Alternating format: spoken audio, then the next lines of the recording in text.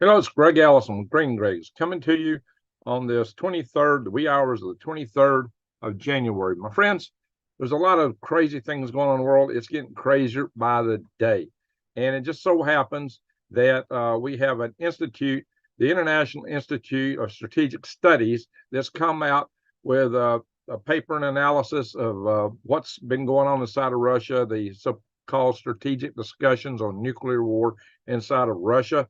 And according to them, the Russians are actually planning or highly debating within their society the use of what they refer to as non-strategic nuclear weapons. What we typically talk about is tactical nuclear weapons, and that they are really, really contemplating their use. Furthermore, we've got, according to New York Prepper, there is signals that are coming out of Russia that some people think are the activation of Russia's perimeter system, their dead hand switch, which would launch everything in their arsenal all at once should Russia fall under attack and essentially their command and control system be taken out, i.e., their head, the Russians be decapitated, basically, which means that any plans for a decapitation strike, as mentioned by our good friend Nate over at Canadian Prep, would be absolutely insane. Let's hope that is not in the planning, guys. But that's what he thinks. I don't know. I hope not. So all these things illustrate why we don't need this kind of a situation. It illustrates why we don't need nuclear war. And there's more to it. We're going to go all into that as we go into this broadcast here. The tensions, of course, with Iran are ratcheting up. The tensions in Korea, the tensions in China. Guys, we're living in perilous times. We got to be very careful. Keep your eyes wide open, head on a swivel, guys. And if you're not subscribed to my channel, subscribe, bang that notification bell, and click all. And by the way, I'm going to be doing less and less of this content here. Maybe only one or two. Maybe this could be my last newscast of this type, because they are demonetizing channels that are putting out stuff like less than I'm putting out. Leak Project got demonetized completely, and some other channels. And Rex Bear was extremely careful what he said. Far more than me. He knows how to be careful, at least it seemed to, but he still got hit, guys. So I've got to be extremely careful here. I'm trying to move content to Swivelhead News on my YouTube channel there. We're going to go there later after I get past a certain point here. We're going to do a live cast there also of other news, a little bit more in the political dimension, like what's happening in Texas, for example, with the Supreme Court ruling what they did. I'm not even going to discuss that here, guys, but we're going to bring that up on Swivelhead News tonight and other related things there. So, guys, buckle up. Now, we're going to bring it straight to you. I am going to update here where I can see who's in the chat room. But this channel, I got evergreen content on this channel that has nothing to do with this kind of stuff, and I don't want to lose it all. I don't want to get taken off completely the platform. So I'm migrating this content over, this type of content for future casts. So you're going to have to start joining me at Swivelhead News for this stuff. Anyway, my friends, I said we got a lot of people coming in the house. I'm glad to see a lot of my usuals in here. Hopefully we'll get a few new people. Hey, Arkansas Rose. All right, so let's go to it. Let's go straight to the news. Ding, ding, ding, ding. And here we are. This is from the International Institute of Strategic Studies. And they're talking about Ukraine war drive causes a shift in Russia nuclear thinking. We're seriously talking about nukes being used to get NATO to back off. That's what they're talking about here. They think, honestly, I've shown you before straight from the Kremlin. I've gone to the Kremlin's website many months ago, maybe a year ago, straight to the Kremlin's website and showed you exactly what they have established as their criteria for nuclear war. And quite frankly, that's been crossed. It's actually been crossed. According to the criteria they have, they could, how you doing, Colonel Cole? According to their criteria, we're already there. But they're reluctant, but they're thinking that NATO would be even more reluctant. And that's why they think that a very well-chosen strike with a non-strategic nuclear weapon, as this report calls it, what we typically call it, as again I say, a tactical nuclear weapon, a weapon that's not used for strategic missiles, that's like aimed at the United States, but in a battlefield somewhere in Ukraine, hopefully not in a NATO nation, but and hopefully not even on Ukraine soil. Maybe it would be in the Black Sea. Who knows what they've got up their sleeves, guys? But Putin wants a win in Ukraine. But I'm also going to show you where both the Russians and the Ukrainians said they had a peace deal negotiated, and it looks like Boris Johnson in the West, and they blame Washington for this, torpedoed that. It's as if, do we want war? What is cooking here, guys? And maybe that's why Putin is so paranoid. Russia's been paranoid all along because, like I said, Russia's been invaded 50 some odd times in their history. And that's why from Catherine the Great and Peter the Great, they wanted such a large empires, because they know that it's flat land through Ukraine to Moscow. And once you get across the Carpathian Mountains, except for that gap north and south of it, and they want to have territory, that means into Poland and Romania. And so maybe that is why Russia had such an empire in the past. And of course, there's a lot of nostalgia in Russia for having that level of power and respect. And Russia realizes that with their demographics, with their population dropping as it is, this may be their last best chance to secure that kind of foothold.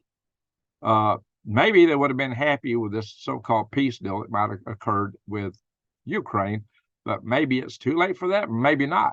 The Slovakia's prime minister actually is calling for that right now. I'll show you that in a minute. But anyway, so let's look at this one here. This report here. This is saying that Russia's confidence in their conventional forces have been dented by this campaign in Ukraine. Essentially, they thought at first they would win the whole country in 3 days, and several times throughout the past couple of years, they thought they would get an upper hand, and it's just evolved into a tit-for-tat trench warfare. Now, Russia is going to apparently make a big push again soon. So we don't know how all this is going to play out. Again, I'm not trying to take sides here. I'm taking your side, in that we here in this country need to be prepared. We want to cover our derriere, if you will, first and foremost. And our derriere is sticking out. It's at risk right now to being hit by all this stuff. Thank you, Michelle, for sharing some links there. Appreciate that. Thistle Down, salute to you. First super chat, and you got a little super sticker in there. Thank you for that. All righty. So yeah, all this content I've been putting up here like this, all of it is getting demonetized by the channel, by the platform. They're demonetizing all my lives. So that's what I got to deal with here. Anyway, guys, so that means my channel is at risk. So that's why I'm looking to so that's why two things. One, the super chats really help, because right now this is my sole source of income. And two, yeah, I can't afford to lose the channel if I can avoid it. So anyway, so just to kind of show you here that, talked about Vladimir Putin kind of denied he was wielding a nuclear threat. But of course, he told us in the past that warned of consequences that you never faced in your history if anybody tried to threaten or hinder Russia. Remember, he said that when he first started out. So it was considered a veiled nuclear threat by many. Whatever the case is, they're now talking about it. There's debate within the Russian inner circles about this. And that's what triggered this report to come out. The author of this report is William Abercrombie. And he's citing this guy Karaganov, who has been a big part of this discussion inside of Russia. And what he said here is they're afraid, according to their own debates. Now, this is Abercrombie talking. He says that, hey, we got another super chat. Mag Rising from Alaska. Thank you, sir. Appreciate that. Salute to you. So much appreciated. Anyway, he said that they're afraid, according to their own debates, that has further emboldened us, that we've been able to send over all these weapons, which are really red line type weapons. So that's why the nuclear debate is happening now, where they think they need something else to super scare the United States. Now, that's not me talking. That's the author of this report, William Abercrombie. That is what he is saying.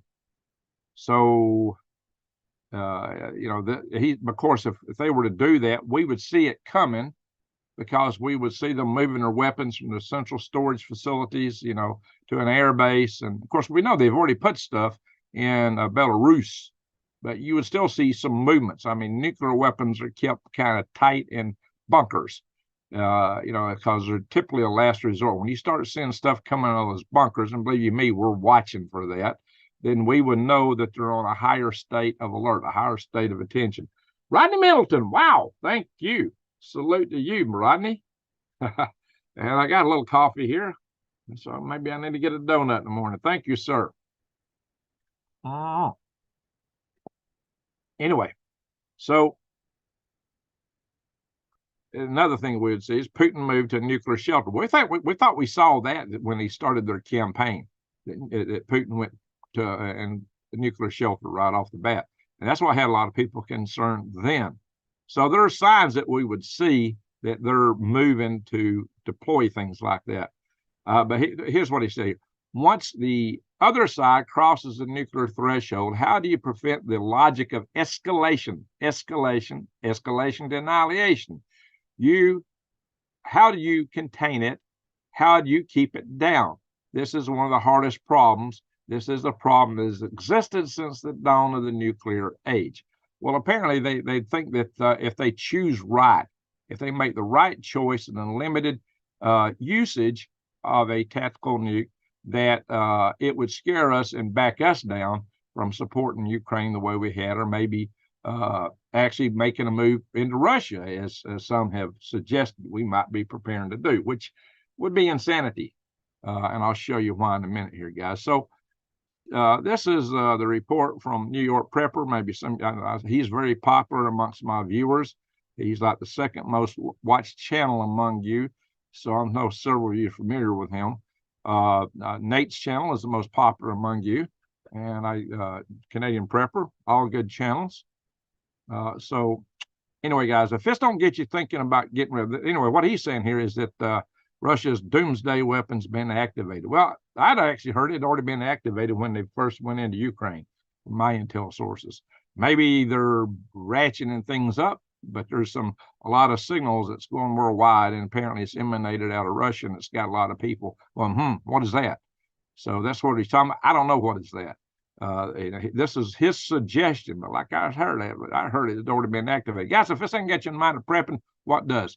Now, go to the big box stores, get your beans, get your rice, get seeds, but and you can go to my links for True Leaf Market for that kind of stuff. But I highly suggest you consider prepwithgreg.com, because we got a special for $200 off for 3 months supply of food, guys. Less than $600 for 3 months. That's $200 a month. How do you top that when you're getting 2,000 calories a day, something that lasts 25 years over, actually. I've heard it was actually rated about 30 years, but they're being conservative here. So think about it. 22 varieties. You get breakfast, lunch, dinners, desserts, and you get these 6 rugged buckets. Believe you me, you'll find other uses for them, especially if you're in a bunker and you can't get out there.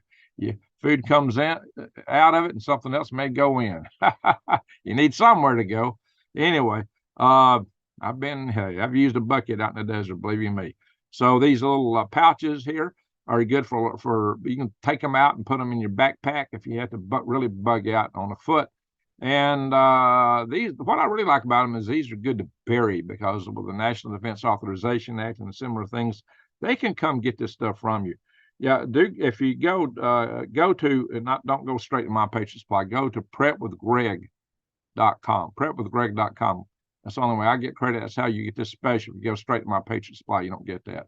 So go to prepwithgreg.com to get that special. And once there, you can click their store link here, and I still get credit, and it takes you in where they got water filtration, air filtration, many different types of choices of food stuff, to include carnivore buckets and vegetarian buckets and fruit buckets and whatever. And they got stuff in number 10 cans too, and other things. But they got many other type survival supplies in there. And right now they're running a special on the self-powered indoor heater and stove. So that's something else to consider. All right, enough of that. Let's move on. back to the news. Now, this is the dead hand switch. I've mentioned this in other presentations in the past, but since New York Preppers mentioned it, and a lot of you people are still new to my channel here, it's not looking good in New York City. No, it's not, for many reasons. Guys, if you're in a city, get out. Somebody asked me in a session one time, a live session, says, Greg, what's your best suggestion for survival in Las Vegas? And I said, get out. That's the best advice I got. Get out. You don't want to be in a city when it goes down. Trust me. Anyway, guys, you're on Facebook. Okay, yeah, Clucking Country Homestead. So Clucking Country Homestead's got a channel too. Check them out, guys. So Russia's dead hand is this doomsday device, basically. What this thing is set to do is if there is a loss of signal to it, suggesting there's been an EMP or something's happened to the command structure, and if it detects that there's been a detonation anywhere in the Russian territory, it launches everything they have. Basically, it launches a single missile that signals all the rest of them to launch. Everything in the Russian arsenal launches at once, which looks a lot like what happened in the movie, especially the ending of the movie, Dr. Strangelove. So says that Russia has estimated 1,600 deployed tactical nuclear weapons with another 2,400 strategic nuclear weapons all tied into the system. It's also known as perimeter, and this stuff is ready to fly if that stuff is activated all at once. It's called dead hand. That's because you don't need anybody at the controls. Nobody has to be at the switch. It automatically launches everything, which is the polar opposite of the way our system works, where we got to send EAMs and a verified EAM and everything else to get this stuff to activate. You can also, there you go. Like Dr. Strangelove. In the movie Dr. Strangelove, the Russian had announced, we got this device, and the president's asking him, well, can't you just unhook it? No, it's set up where you can. If you tamper with it, it goes off. And Dr. Strangelove says, well, why did you keep it secret? The obvious purpose of such a device is a deterrent. It's no good if you keep it secret. And the reality of it was, even when this movie was being made, Russia had just developed such a system, and indeed they kept it secret. Is that not the irony of it all? Talk about irony. Anyway, my friends, this is, in fact, we didn't know about that until the wall fell. We didn't know Russia had something like that. Holy guac and smoke and moly. They did keep it secret. They didn't use it as a deterrent as they should have, as was brought up in the movie Dr. Strangelove. Also subtitled, How I Come to Love the Bomb. I think that had something to do with their, yeah, here's supposedly where the Russian guy, ambassador, is telling the president of the United States the nature of the system. That's a scene from that if you ever want to watch it. Anyway, guys, yeah, this interesting movie. Yeah, I think it was made in 1964, way ahead of its time. And now here we are, perhaps facing that here in 2024, 60 years later. Jeez. Anyway, according to the Ukrainian officials, there could have been a peace deal. There was a negotiated peace deal that involved Vladimir Putin, Sergei Lavrov, and the main thing was they wanted to know that Ukraine would not join NATO. And, there was just a few terms like that. Don't join NATO, basically. Give us an assurance of that. You're not going to have nukes, NATO forces on your soil. It might have had given more autonomy to the Donetsk region, Luhansk, and the Donbass region, Luhansk and Donetsk, which were primarily Russian speaking, or a lot of Russian speaking people there. So they wanted to be able to preserve that. But apparently, according to the reports that I've seen here that's on the news, and this has come out, and it's been, Ukrainian officials and Russian officials have both said this was the case. And they blamed, in these articles here, Boris Johnson of heaven went to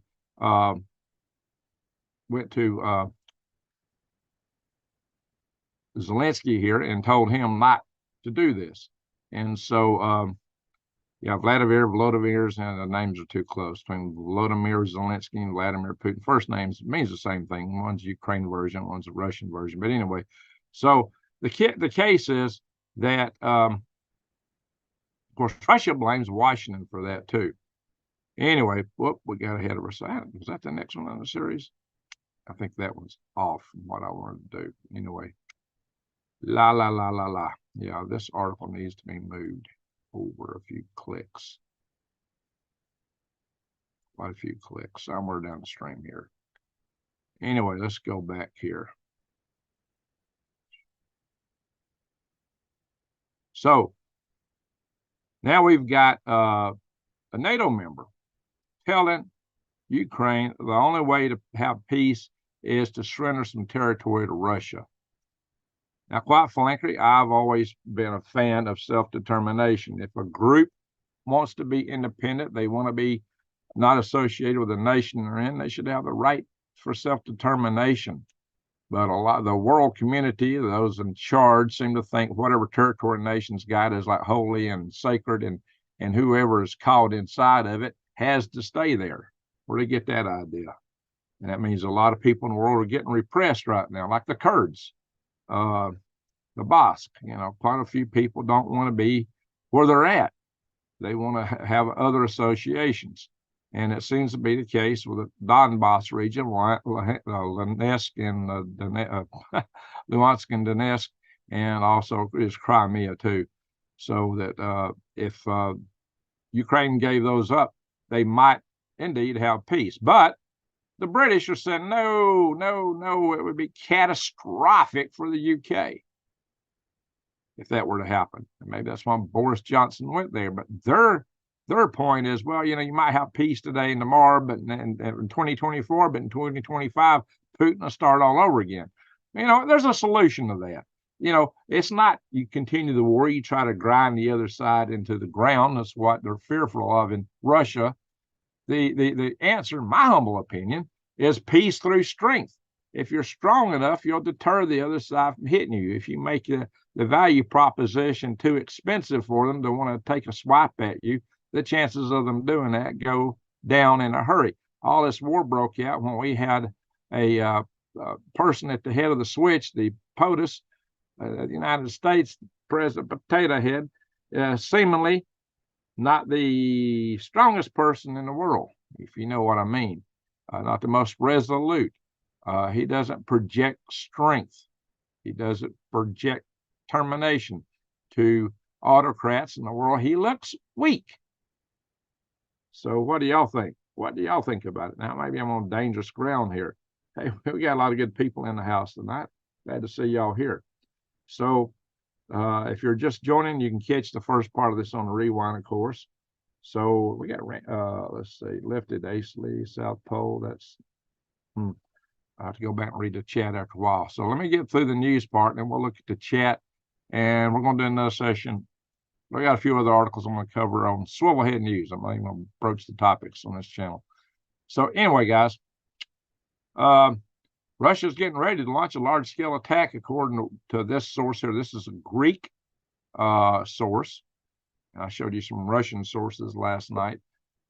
Russia to launch a large-scale attack in the summer 2024 in Ukraine. And it says they'll also go for Kyiv. They're going to go for the capital city. They're going to try to put the war to an end this year. Of course, the best laid plans of mice and men, they've been trying this for some time. So far, they've not succeeded. We'll have to see how all this stuff comes out. Thank you, Lifted. And Floyd, that's what I'm trying to do. I'm trying to bring you guys the facts, but that's dangerous here on this platform to talk about things if it's not straight out of the lamestream news, legacy news, and is coordinated. I get stories before it gets on the news sources quite often.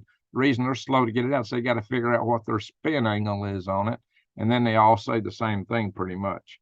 So anyway, that's what's cooking here. So guys, but this could all be prevented.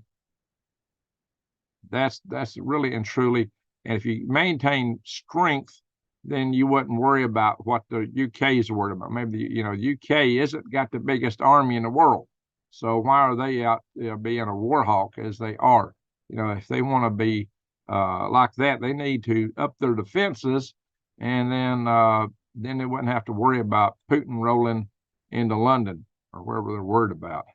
So that's my point.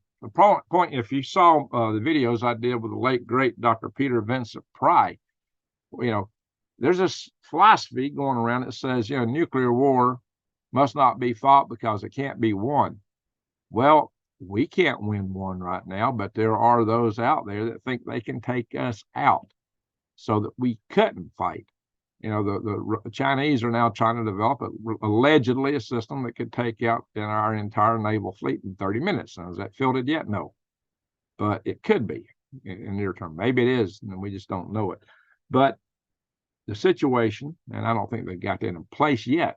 How soon will it take? They have to put up like 34, I think, satellites or something like that to be able to coordinate the interference that run against the radars of all our naval fleet to pull that off, and that spread their hypersonic missiles worldwide, which they could do with their cargo fleet. I've showed you how they would launch my cargo fleet. But the thing with Russia is Russia's got some very formidable weapons that we would have to contend with, that dead hand switch, and then those Poseidon nuclear torpedoes. Those Poseidon nuclear, 3 of them would put the United States out of business for generations if you cause a radioactive tsunami with cobalt-60 to wash on our shores of all of our East Coast, West Coast, and South Coast, the Gulf Coast. We don't want that. That would be the most awful. That would wipe us out. And then the EMP standpoint too. A lot of people are saying, "Oh, great, we got our." I always hear we got our submarine fleet. I hear that ad infinitum. I said, "Well, don't count on it. Don't bank on it, because the way we're set up, unlike Russia, is we've got to send an EAM and a verification before those things are electronically permitted to launch." And we've got our towers in Maine and Washington State, and I think on Oahu, that transmit these submarines. Everybody knows where they're at. They're number one targets. They're the top target of anybody that wants to hit us, so they can cut off our comms. We also, you might remember, maybe people forget, but about several months ago, I showed you how it was claimed that all of our defense software has been hacked massively by China. And we know Russia's hacked a lot of stuff in this country too, and we'd usually find out a year or two later. So what have they hacked? What level is it hacked to? What could they disrupt just from the software in our command and control system? What if they say all of our software? How do they do it? Do they really mean that? I don't know, guys. That's Microsoft even reported that. It's been put out there. I've shown you these reports back months ago. It's also a case that all this Chinese on land. I'm sorry. Okay, well, we'll launch our doomsday plans and they'll communicate it. Well, there's a lot of Chinese land on near these bases. Maybe they got a plan to take out those doomsday plans. I don't know, guys. I don't know. It's just conjecture. But when you look at the sum total of everything, if somebody really wanted to put a strike on us, they would take out our means of communicating first and foremost to try to stop us from using those assets that everybody says is our fallback. They don't want us to be able to do that if they could get away with it. And who knows, Russia has missile defense. I would assume that China, with their large rocket forces, which is an entire branch of the military, they probably have more missile defense than we're aware of. It's a possibility. We can't rule it out. So, and maybe they're willing to absorb a few hits. I don't know. Maybe that's why they built all those ghost cities in Western China, so that if we wiped out Eastern China, they would go up, move people upwind to it. I don't know what the thinking is there. I'm not inside of the head of Putin or Xi Jinping. But, if you look at what they've been doing, and, if you listen to the analysis that was broadcast on my channel here a couple of years ago when Peter Vincent Pry was alive, you would have heard a lot of that. And we don't have a sufficient deterrent. And you also heard that from David Pine, who I've had on my channel several times. Our deterrent is not sufficient right now. We've got weak. We've got lax. We've not paid attention. So peace through strength. We are not projecting the strength that we need to deter such an attack upon us. So this idea that nuclear war must not be fought, cannot be won, may be true for us, but but for that to be effective, it's got to be true in the minds of whoever might want to attack you. Anybody that might want a war with the United States. Well, apparently, according to some sources, we want a war with Russia, given what they got. Maybe I'm off base, but to me that sounds like insanity. Maybe I don't know where I'm coming from. If you think that's insanity, put a 1 in the chat room. If you think that's crazy, to want to put an attack on Russia, the type that Nate has suggested, and Canadian Prepper, put a one in the chat room if you think that's nuts, that we shouldn't go there. If you think that I'm off base and it's just fine and hunky-dory, put it to in the chat room. I'd like to see what you guys think about that. I've had a couple people in the chat room that seem to be of that mind. So I'd like to see where you guys are at on that, because I don't have a lot of faith in it. I'm sure they would hit us with, oh yeah, they could EMP us left and right. And I've shown that with my balloon video, how they could do that with balloons, how China could use balloons and just EMP storm us. Plus, there's these satellites they could put EMPs from. There's nuclear missiles they could put EMPs from. And you might remember I prayed divine amen presence. Okay, Floyd. So far, everybody's agreeing with me, including Colonel Cole. So if the Colonel Cole agrees with me, I might be onto something. Arnold, you think that that I'm off base? You think it's okay for us to put a strike on Russia? I'd like to hear more from you on that. Wow. So there are some that do think that. You think Canadian Prepper said? I wouldn't say that, Matt, but I think that's what he thinks. He didn't say he agreed with that. He's not advocating that. He just saying he thinks that's what a lot of people in our command structure think. And he may be right. I mean, if you heard Hillary, the kind of stuff she used to say, she seemed to be all for attacking Russia. And there's people on that side that think that way. I don't know where they're coming from. But to me, that's nuts. But what I know, I'm just some poor dumb rocket scientist. Hey, Norway, good to see you in the house. Yeah, Norway's very close to all this, but we are too if it goes strategic. Rhino, Slicky Nicky, this part. Yeah, I think you're on to something there. Hey, Drew York. So you think I'm off base? Wow. Tell me more. I'd like to hear why you think that's the case. But anyway, let's move on. I do allow disagreement in my channel. We have a freedom of speech platform, as long as you keep it clean and, you know, somewhat respectful. Yeah, I don't trust Licky Nikki. That's a good handle for her. Especially knowing that her campaign's been funded by Uncle Soros. Yeah, my faith is not great in that compartment. I do not see an advantage attacking people that by right should be our friends. Amen. We have criminals in charge here, and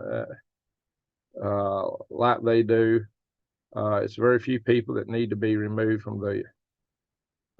Sure, you don't have to delete them. You don't have to delete the message just because somebody disagrees. No, don't delete them.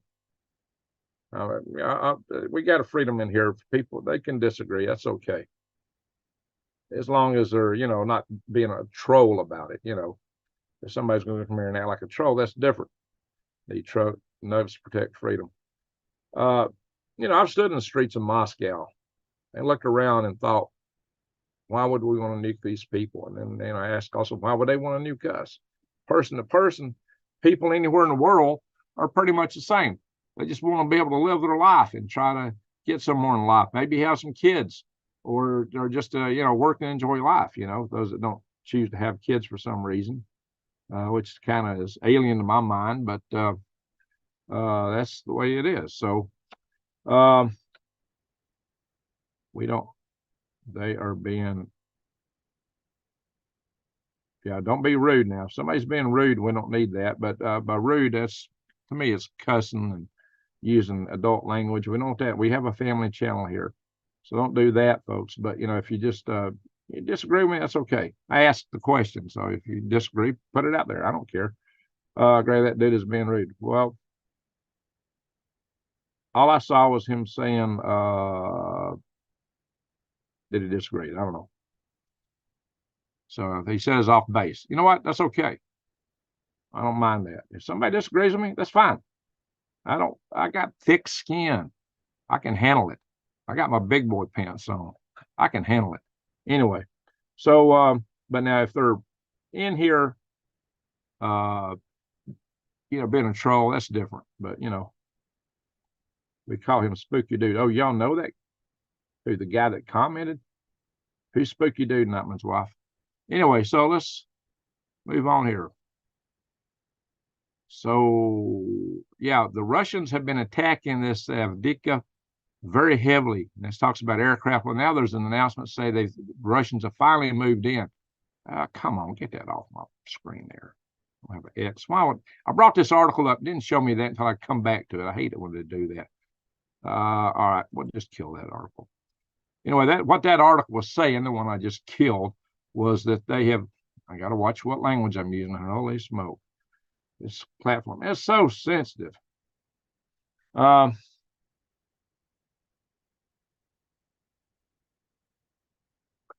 am I got to fix here?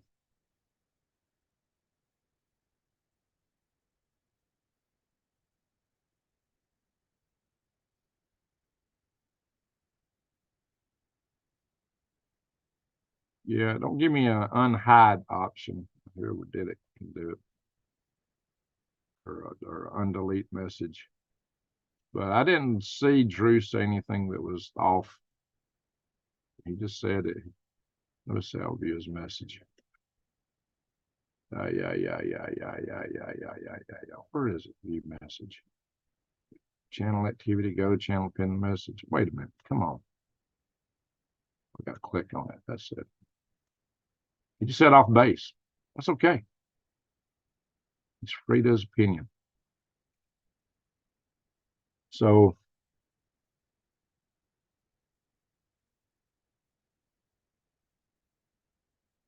Mr. C, how you doing?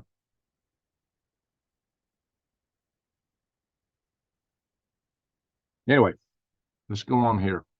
So what that article I just deleted said that because it threw up a darn screen wanting me to subscribe. I look at dozens and dozens, actually hundreds of different news sources. It would cost me a fortune to subscribe to them all. So if they want me to pay them money, I'm not doing it because I ain't making any money off these broadcasts. Just a little bit, a little change, not much. So that article basically was saying that that the Russians have taken Avdiivka. They're in Avdiivka in a major way. They have thrown a lot of. It's been a meat grinder for the Russian troops, and they just keep going at it. So apparently they've made some big headway into it. Now the Ukrainians here have taken, as you know, the eastern side of the Dnieper River, which was huge for them. They were able to shut down some of the comms there that the Russians were using to scramble their drones. And so their drones are able to pretty much reign freely in that area, which has enabled them to stay there. There's some, I guess, geographic reasons why they just want to say those are some mighty pricey fans. Oh, what some of these ads that pop up. Oh, Lord. I got an ad blocker on here, but a lot of these news services will not allow you to show their article unless you stop the ad blocker. And then they throw some trash. I don't know. It bugs me. Those news sources like that. But anyway, so I've stopped. But if I allow all these articles to have ads run, it would choke my memory. I wouldn't be able to show you anything. So it's it's kind of a disadvantage when they force you to show ads. That's another story. But anyway, what the Ukrainians are claiming is that they keep hitting all the Russian stuff. We keep hitting it. We hit it. We hit it. We take it out. We take it out. We take it out. And they just bring in another one. We take it out and they bring in another one. They keep replenishing what we're knocking out. They're constantly replenished. Well, you know what? Ukraine's got that on their own head because when they supposedly broke through the line, if they were doing what you would have thought, they would have went, hey, now I'm not taking sides. I'm just telling you that they would have made an end run around behind the Russian forces and hit their key supply points. And the Russians rely on railheads to supply everything. They'd be easy targets of what you got behind the enemy lines. They should have went straight for it, but they didn't do it. Maybe because they really weren't behind them in the way they said they were or something. I don't know. But you could also divide enemy forces. If you can get behind the enemy lines, you're capable of creating havoc to the enemy forces. Well, that never happened. Why? That's a big question. They claim they got behind enemy lines. They beat their chest about it a lot, but they never did anything with it. So they got themselves to blame at the fact that their enemy, as they call it, is constantly replenishing their supplies. Well, Ukraine, it's because you didn't do what you should have done militarily. I'm not taking sides here again. but just from the military standpoint, they didn't do it. Maybe they really couldn't.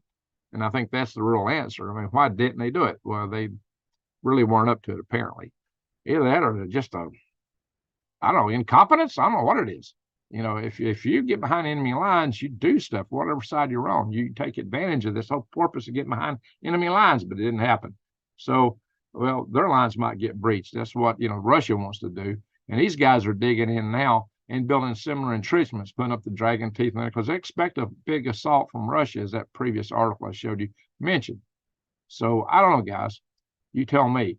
It's all the fog of war. So most of what we hear from either side is just that. It's propaganda. Almost everything you see in any of these articles is propaganda. It's all propaganda. And as Jason points out here from Green Cap Country Agroforestry, both sides are real big gangsters. What we have is a war between rival gangs. Who's running the countries in the world? Gangsters all. Every single nation. All of them. Ours, theirs, gangsters all. That's what it looks like. So that's why I don't want to take sides, because it's just gangsters everywhere. And what are they doing? They're playing us all against each other. You go to any country on earth, any shire, hamlet, village, any neck of the woods, and you're going to find plenty of good people there. Now, it may be in some countries they only get one source of news, and they've heard it over and over and over, and they've come to believe what they're hearing. But down inside, they're people just like you and me. They want the same things in life that you want, that I want. And it's a shame, crying shame, that we've been played against each other the way we have. It really is. It really is a crying shame. I am not for war. I present this stuff. This platform beats me down all the time for talking this stuff. Maybe it's because I am advocating peace. I don't know. But these are things we don't want to see come to pass. In fact, if you listen to the Prime Minister of Slovakia, where he was actually suggesting something over back here, that's a viable alternative, even though some people don't agree with that. There may be some people in here don't agree with that. I do know people that think Ukraine should just hold everything they ever had. If you got a population in your country that don't want to be part of you, why hold people against their will? Why? Is that a good thing to hold people against their will? You tell me. I like to see if somebody thinks it's a good thing to hold someone against their will, tell me in the chat room. But I like to know why you think that's a great idea. I don't think it's a great idea. And we'll talk about that vis-a-vis Texas over on Silverhead News shortly. Let's see here.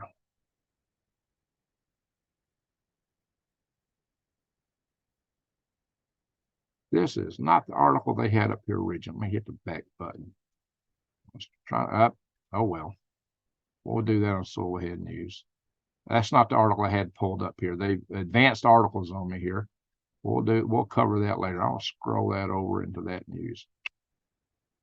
All right. That'll be part of my other newscast. Anyway. Now, there's Russians that are calling to reinstitute the Soviet-era gulag. They say it would be a good thing to have gulags.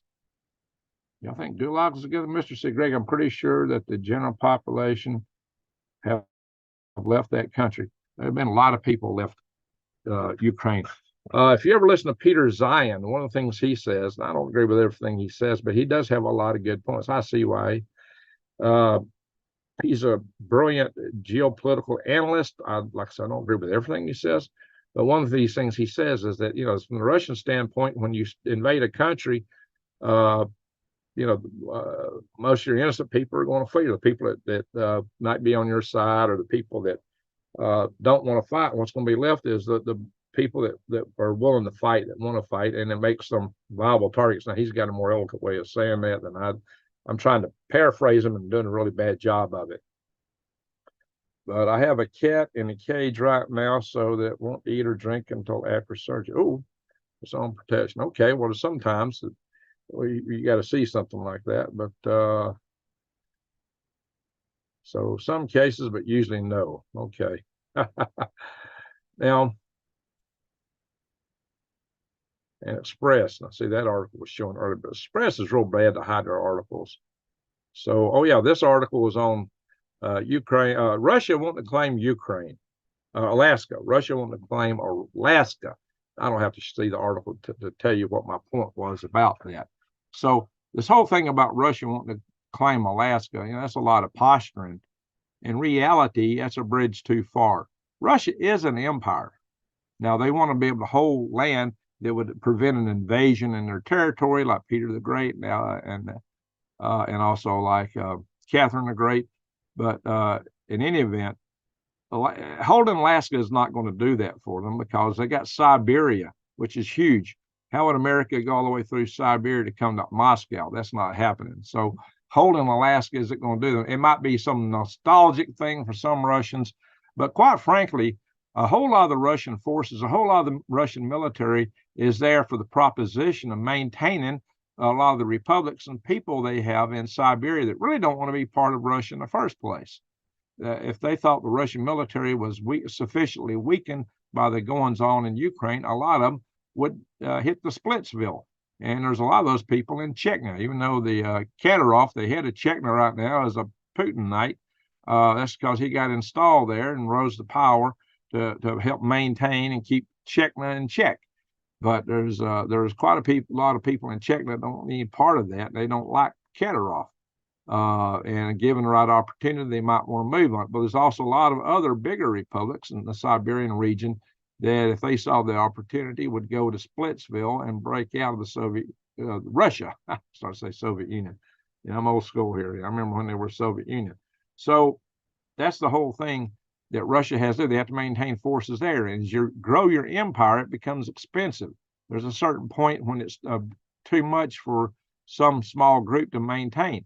And if you look at the demographic of Russia losing their population, the whole idea they could hold this vast, strong empire, including Alaskans, and you want to talk about some hard-headed, hard people. Alaska's got, the frontier type people living in the interior of Alaska. They're tough. It's hard to live in Alaska. Alaska's hard. And you got to be tough to live up there in the interior part of the state. Maybe not so much so for Anchorage. They got a lot of different people in Anchorage. But when you get up in the state of Alaska, it's tough. And those people up there are very fiercely independent and are probably better. They got more nugs than, well, let me put it this way. I've been to some houses there and they opened their foot lockers and showed me what they had. And it was wow. That's when I realized that if we had a war with Russia back in the day when I was up there, it'd be the civilians protecting the army, not the army protecting the civilians from an invasion. So they're tough up there. And even the natives in Alaska, they hate the Russians more than the non-indigenous people, let's put it that way. Because they have relatives over on the Siberian side and contacts over there, and the way they were treated is somewhat less than perfect. Let's just put it that way.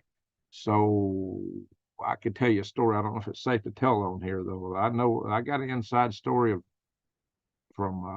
something the natives up there, the indigenous, did to a squad of Russians that were doing an exploratory expedition in Alaska. Let's just suffice it to say they never made it out of the state. I'll just put it that way. And I got that story from the commander that found them. Let's put it this way, they weren't breathing. And it was the natives that took care of that.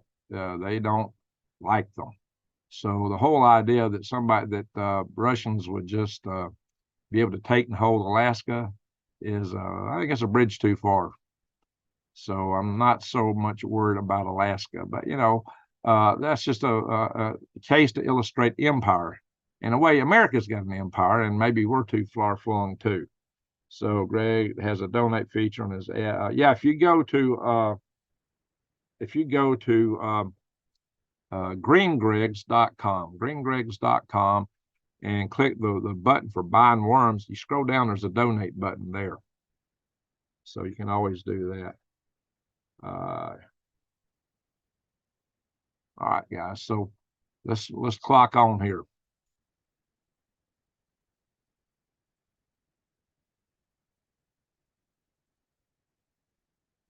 I am Sidriel, Prince of the First Heaven, Guardian Gate of Eden, wielding a fiery sword. Okay. Iran considering next steps against Israel amid strikes. Now, this article, what it's saying here is that Iran has got to stop and reconsider where they're at, and they're weighing that maybe they've reached too far too, and they got to weigh what they're doing. Well, as you know, everything that's striking us, we always say it's Iranian sponsored, Iranian backed, and it pretty much is.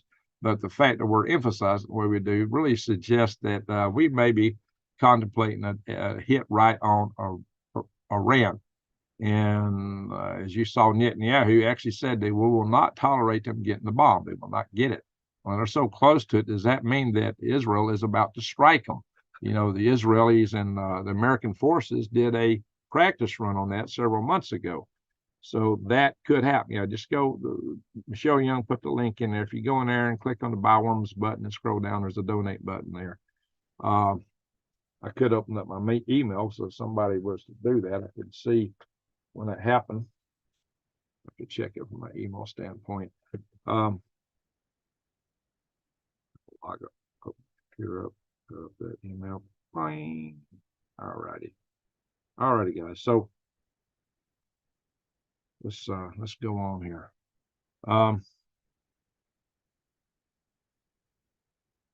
And you see here, this is what I'm talking about. Iran is directly involved in Yemen Houthi rebel attacks, says the U.S. Navy's Mideast chief. That's what he told the Associated Press. This is Associated Press. Hey, Space Girl, how you doing? So good to have a Space Girl in the house. I'm a space guy, if you hadn't noticed, guys. So what they're saying here is that Iran is funding, provisioning, and training the Houthis. They are sending the money over. They're funding them. They're giving them the weapons, and they're training them to use them. And they're bringing them into Iran to train them. And a lot of sources say that the Iranians are on the ground there directly directing the Houthis there in Yemen. So that article don't say this last part, but I've seen that in plenty of other articles.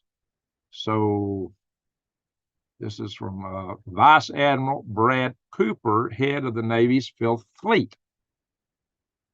And he came short of saying that Iran is directing individual attacks, but he said clearly the Houthi actions, probably in terms of their attacks on merchant shipping, are the most significant we've seen in 2 generations. The facts simply are that they're attacking the international community, thus the international response I think you've seen. They claim they're only hitting Israeli ships, but quite frankly, they're hitting a lot of ships that aren't part of the Israeli system, and including they've done about 34 attacks from the Houthis against the merchant shipping cargo ships since November. So that kind of puts it in perspective. And seems like it's all coming out of here. But now here's a threat that has nothing to do with us trying to take out the nuclear facilities in Iran. These guys here think that the United States has warned Iran that, hey, if you go too far, we're going to take out your oil fields.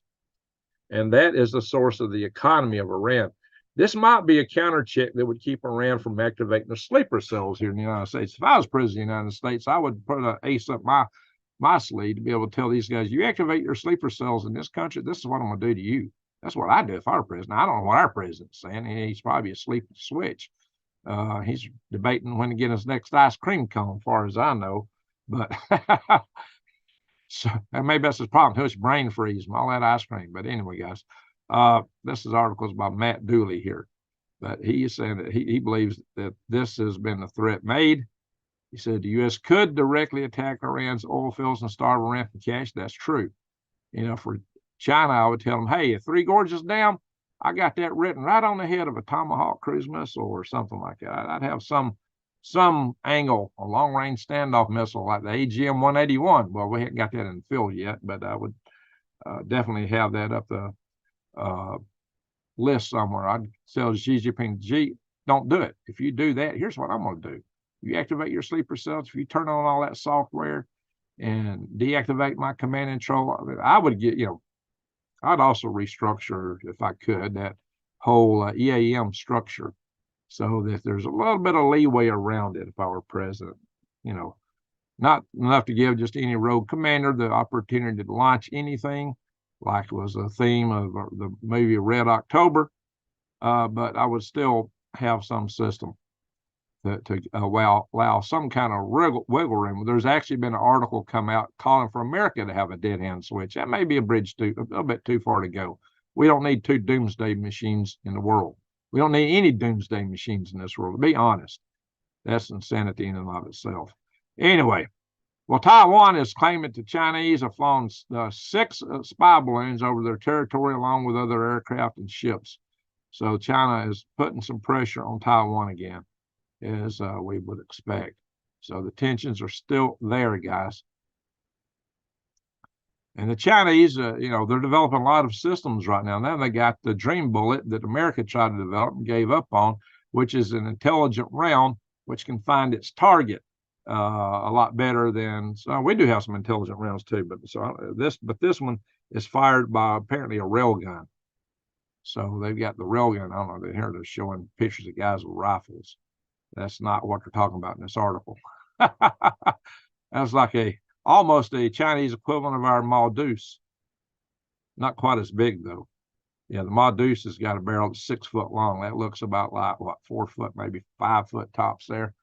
Not quite as big as our Maldus, the M2 rifle, which is over 100 years old and still the most impressive thing out there in terms of rifles, military rifles. Anyway, more articles about the Chinese economy being a time bomb, but this one's based on the demographics. So it's not immediate, but China is having other immediate problems in their economy right now, which might be a cause for Xi Jinping to decide to wag the dog and move against Taiwan sooner rather than later. Like this year, that and having a weak POTUS and maybe making a move before we get a lot of our anti-missile stuff in place that we're planning to put out there before we get all our bases built in the Philippines, before the AUKUS system stood up. They may want to make a move before we get all those deterrents in place, which might be, soon. I don't know, guys. But the first thing China would do if they went against Taiwan would be to blockade it. And it might be if they just put a blockade and run it for long enough that Taiwan would just starve to death because they would need imports and exports to survive. So I don't know, guys, how that's going to play out, but it's certainly not. A blockade is considered an act of war, if y'all hadn't noticed. So North Korea is, again, stressing their alignment with Russia. And they're supplying a lot of stuff to Russia right now, and they're testing to see how well it works. So, and we know North Korea is aching, apparently, to be breaking into South Korea. That seems to be the case. So, the biggest impact of the Houthi attacks are in the world, the sphere of economics right now, because they have, oh Lord, Hazan, yikes. So, is that a picture of a toy or just a CGI model? I don't know. Toy, maybe. So Houthi attacks in the Red Sea have caused a huge disruption of the supply chain. They're drawing analogies to and saying this is worse than the supply chain eruptions that occurred due to this spread back in 2019, 2020, mainly 2020. That little event, which we haven't, our supply chains really haven't recovered from that entirely. And supply chains are a lot more sensitive than a lot of people appreciate, and they're very complex. I did a video on that some time back where I recited the little story of iPencil. I did that video probably 3, maybe 4 years ago. I need to look for that. You wouldn't believe how complex our supply chains are. And that the whole supposition of iPencil, which is a little story supposedly narrated by a number 2 pencil, talking about how no one person knows how to build it. It takes a cast of tens of thousands, even way back in the 50s. Our world is slightly more complex with all the computer controls and electronics we use today than it was back then. So what was cast of tens of thousands is probably cast of millions now. So, and other things that are so disrupting our economy is the U.S. debt hitting a record high. Wouldn't know anything about that now, would, but in Japan's in a rough situation. And they're claiming the Chinese yuan is giving the dollar a run. at least in Africa in some markets. So I don't know, guys. It's not routed the dollar yet, but they're putting all the chess pieces in place for BRICS currency. So the prospects is now that it's no longer part of the petrodollars. Hey, Rodney, Greg, what is your opinion on the Chinese drilling 30,000-foot hole in the earth? I think it's risky to be drilling down into the mantle, to be drilling down where the magma is at. You're drilling through our crust, which is kind of our shield. That's a risky thing to do. It's very difficult to do. It may be a technological demonstration. If they can do that at sea, they can tap all kind of oil. But one of the reasons that that oil platform that blew up in the Gulf some time back was so hard to contain and may still leak and cause problems is just due to the pressures of the environment we tap. So that is a very dangerous thing. But anyway, salute Rodney. I think that's risky. I don't think that's wise to be drilling that deep into our crust at this point in time. But at least they're doing it in their home turf. So if it blows up, they will be the first ones to feel it. Hey, Brandy, how you doing? Glad to see you. All righty. So let's move on here. That's all more reason to consider, the challenges to our economy, the dollar going to defy the grid. I love their name, defy the grid. They got a guarantee in there. If you find a better deal anywhere else, a meter to beat it. They sell gold, silver, platinum, and coins, bullions.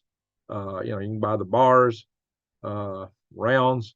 But what I'm particularly fond of is the gold backs, just because this is a small piece of gold that's made into this printed like a bill. They got a special process, patented process for making this stuff in this form, which you can put in your wallet. And that's about the right amount to buy a couple of 12 packs of eggs, a couple of loaves of bread. Kind of hard to do with a big chunk of a gold bar. But on the other hand, see, the reason I like this is I want us to form our survival tribes. Go to survivaltribenetwork.com. And by so doing, eventually we may want to have our own barter system amongst ourselves and integrate this community. A lot of you guys haven't joined us. Y'all need to work with that. Thank you, Michelle, for sharing that link. Once you go there, use the code GreenGregs. If you use the code GreenGregs, you get 1% off, and I get 1%. So they operate on about 3 or 4% margin. That's the best they can do. That's why they can offer deals to you so cheap like they do. So that's a really good deal coming out of Defy the Grid. Again, I only get a 1%, which is by extremely low margin for an affiliate marketing arrangement. It's the lowest one I know of, but a lot of you guys like it. So, and I think it's important as a means of barter as we go forward. That's why I keep promoting this on a regular basis, because I think it's something that's good. Anyway, guys, we got a lot of earthquakes going on. So the latest one appears to be out here around Hawaii.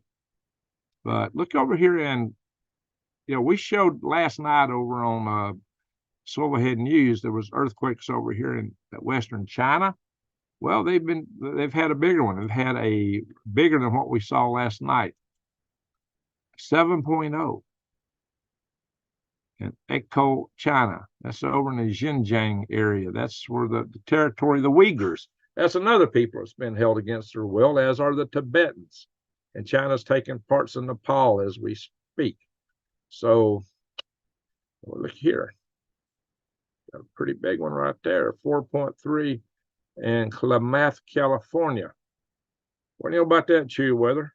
Got one up here in Washington State, Nebe, Washington, 2.6. So, this area right here, this fault line right here is being this plate, the Juan de Fuca plate, has been subducted under North America, and this is what could cause this the Cascadia fault zone. When it goes off, it causes mega tsunamis. They actually cause horrendous floods all the way to Japan. So anything in the Northwest, just saying anything west of I-10 would be severely flooded on the West Coast should that go off, and that may be an underestimate considering how bad China has been historically hit by tsunamis thrown out from that system in their past. Anyway, we got a bunch of little earthquakes down here. Was about a 5-pointer there, a 5.3 in Tonga. Got 5.4 southeast of Eastern Island. Chile is rocking 5.3. And Cocumbo, however you say it, Chile. Puerto Rico is always rocking. We got a lot of earthquakes in Alaska as usual. And look here, all this line of earthquakes right here, all up through Texas into Oklahoma. It looks like, Jason, Toa, how you say it, Texas, 2.7. Rotan, Texas, 2.6. Now, where's this one? It's like almost Oklahoma. Yes, Velma, Oklahoma.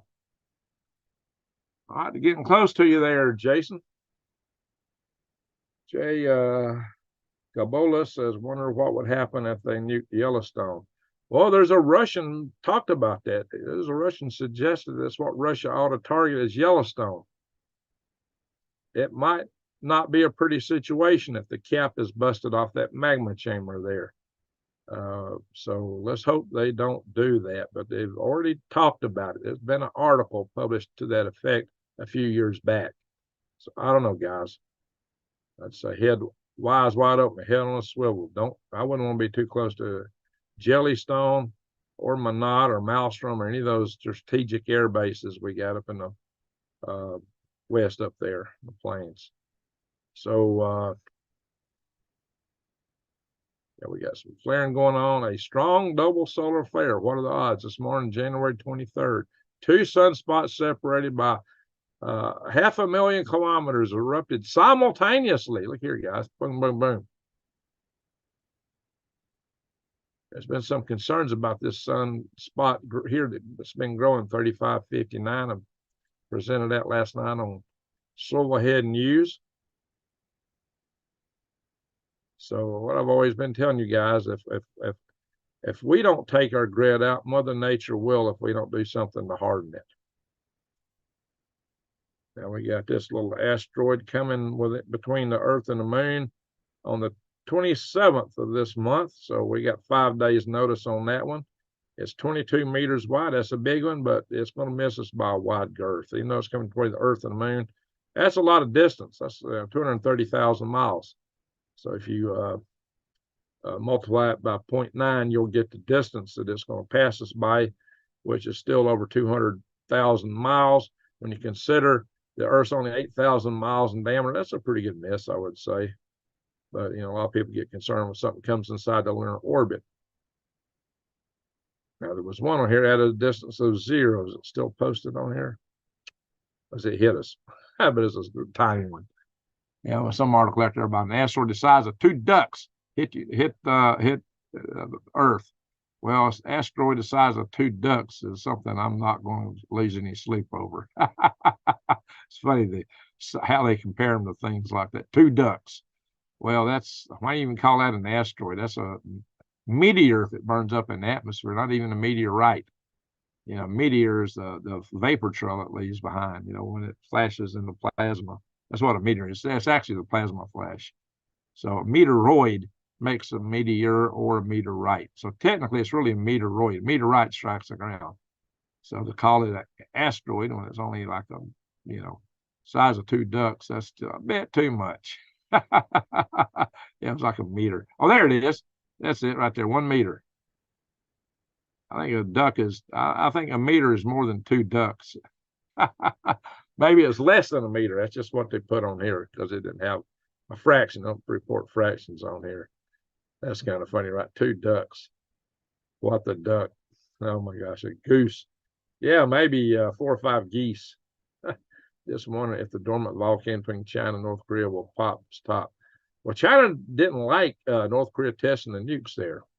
That's where North Korea was testing the nukes, and that volcano was starting to get a little excited. It was having some earthquakes that didn't come directly from the nuke itself. And they had a mountain they were using. The side of the mountain actually sloughed off their test site from their test.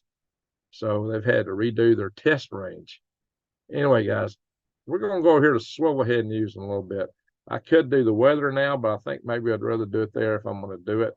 And partridge in a pear tree says, what's that all about, Arnold? And a partridge in a pear. Oh, the size wise. Yeah, a pear tree might be a closer comparison. Oh, pear tree is more than a meter. A few partridges. Two ducks flying at 40,000 miles an hour. Yeah, that you wouldn't want them to run into you, that's for sure. So let me look through the chat room here. Well, I'll have to consider it. I want to do weather now, or we want to go straight to swivel ahead news. I want to talk about Texas. Let's see here. Stuff I don't want to even talk about over in Green Regs. Let's see.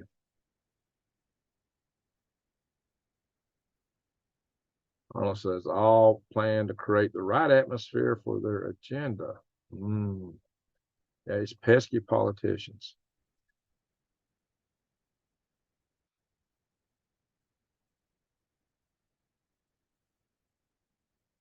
Yeah, Floyd, that's something we really can't talk here anymore, really. We got to be very, very, very, very careful. If you go to freedomrestorationfoundation.org, which I pay for that website on my own pocket, you'll see where we're at on that. That's a bit more than I can say on it. Go to freedomrestorationfoundation.org. Have a First Amendment right. Amen, Granny, but they don't want us to have it. In fact, they may not even want us to even talk about it anymore on some of these platforms. Oh, yeah, the EMP is part of their doctrine, Mitch.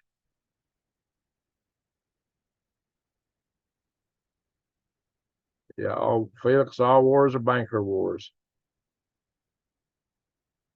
Let's see the ones.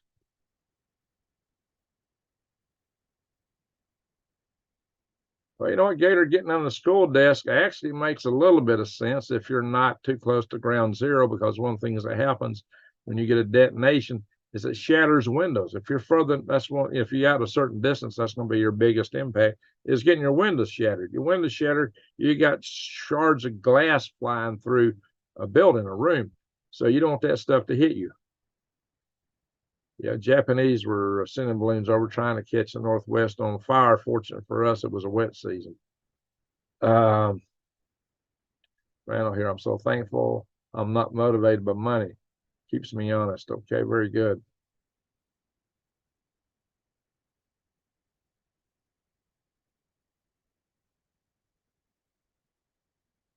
And I'll repeat what Jason said. Bears opinion. I do not see an advantage to attacking people that by right should be our friends. We have criminals in charge here like they do. Gangsters all, that's what I said. It's very few people that need to be removed from the Yeah, be careful what I say there. Yes, Chewy, no lewd subjects or profanity in the chat. I agree with that. So if somebody is putting profanity in the chat, then we don't go there.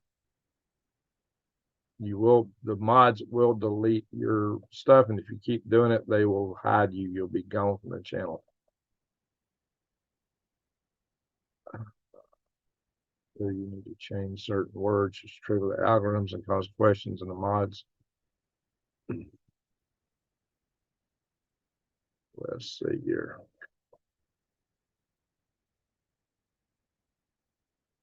Oh, Arnold Smith says, well, Ace, Lee, like that old saying, it's not as bad as you think, it's worse. Yeah, that sums it up, Arnold. That pretty much sums it up. It's not as bad as you think, it's worse. Hey, Jennifer, thank you for showing the coffee. Yeah, we did talk about that leaked document. We did talk about that previous video.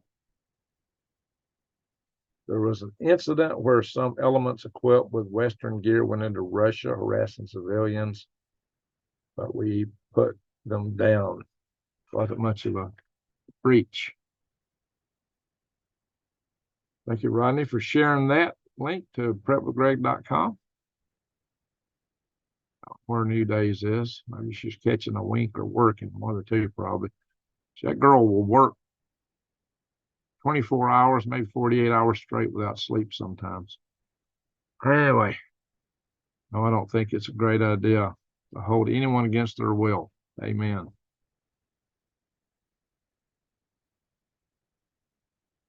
Let's see. Russians are pretending they don't currently have gulags. Well, that's a point. That's a point. Drunk tanks are probably moral. Yeah, drunk tanks, I could see that. It beats them being on the highway running into people. Now, there's some things, where people are violating the law. Well, okay. Or violating the rules. Okay. We'll have to talk about that. Yeah, he corrects me on some definitions sometimes. Let's see. This went over and subscribe to Swivelhead News. Thank you, Randall. Appreciate that. We're going there in just a minute. Yeah, Randall, not cash out, but just go to greengregs.com if you want to use that. I don't like anybody went there yet tonight, so it's all right. No video showing your screen. What? I'm seeing it over here on my other laptop. And I've never done super chat. I don't know, like giving YouTube 30%. Yeah, they do take 30%, unfortunately. So yeah, way around that, just go to the link Michelle Young posted, greengregs.com. Find the Buy Worms button, which is up top, and there's a couple different places. And click on that and then scroll the donate button. You don't have to buy worms, just scroll the donate button. Oh, need to go full screen. Okay, yeah, you're right. Stop the share. Hello. All right.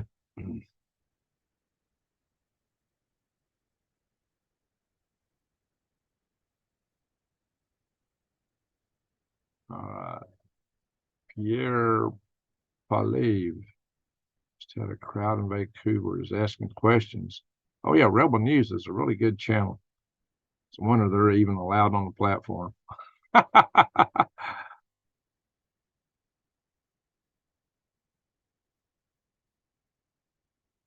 Check out Rebel News. I'm sure they're demonetized at the minimum.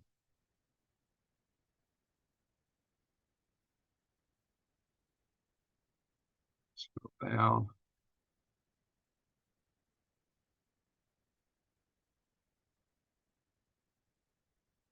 Michelle for sharing that link to Defy the Grid.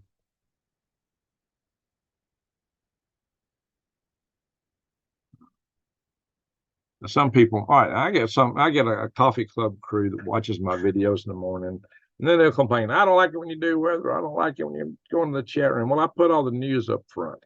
So watch till I get done with the news, and if you don't want to see the rest of it, click out. You don't have to watch for an hour or 2 hours. We're a family here. We're here on Green Greg's and Swivelhead News, Galactic Greg's, whatever channel I'm on. We get the same people coming in. We're a family. And we do talk with each other. I go a little bit further than a lot of channels to talk with you guys. Now, some people don't appreciate that, but you don't have to watch the entire video. Watch the part that's got the content that's bringing you the information you want to see. Once you get past that, then, if you want to stay on and keep watching, I appreciate it. And because we will have some pretty good discussions in the course of this video. There are other channels, that's what they do. They just come on and talk with their people, like Ed over Prepper Nurse One. And that is what they do. And I think that's awesome. And I do come into Prepper Nurse One's videos quite often, when I get a chance. So, Colorado and Green Grass, I hear a lot about how they have a certain kind of earthquake on the West Coast. It would cause a really high tsunami. Yeah, this is where you've got two continental plates and one is sliding underneath the other. You got some plates where, like San Andreas, would rub against each other and cause earthquakes. But the worst ones are the subduction zone earthquakes, where one plate is sliding under the other, because it's got a lot of more surface area for things to catch and stick and shake and quake. So when it slips, it's awful, and that causes really big earthquakes and kicks up big tsunamis, like the tsunami that happened at Banda Aceh in Indonesia area and swept up the Indian Ocean and up into India and all throughout Indonesia and the islands, and that thing wiped out a lot of people. Now, when Krakatoa blew up, they had a huge tsunami, and it wiped out even more people when the population was smaller, in the area. That was horrendous. When Krakatoa blew up, that was, woo. Well, people had their eardrums blown out even before that tsunami. That thing was just full-throated and going off. That would not have been a good place to be.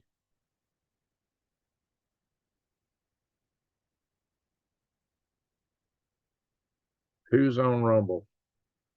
Arnold. I consider Rumble a waste of my time practically, unless there's just some topic I just really want to get out. Subduction zone, you're right, Cheerweather.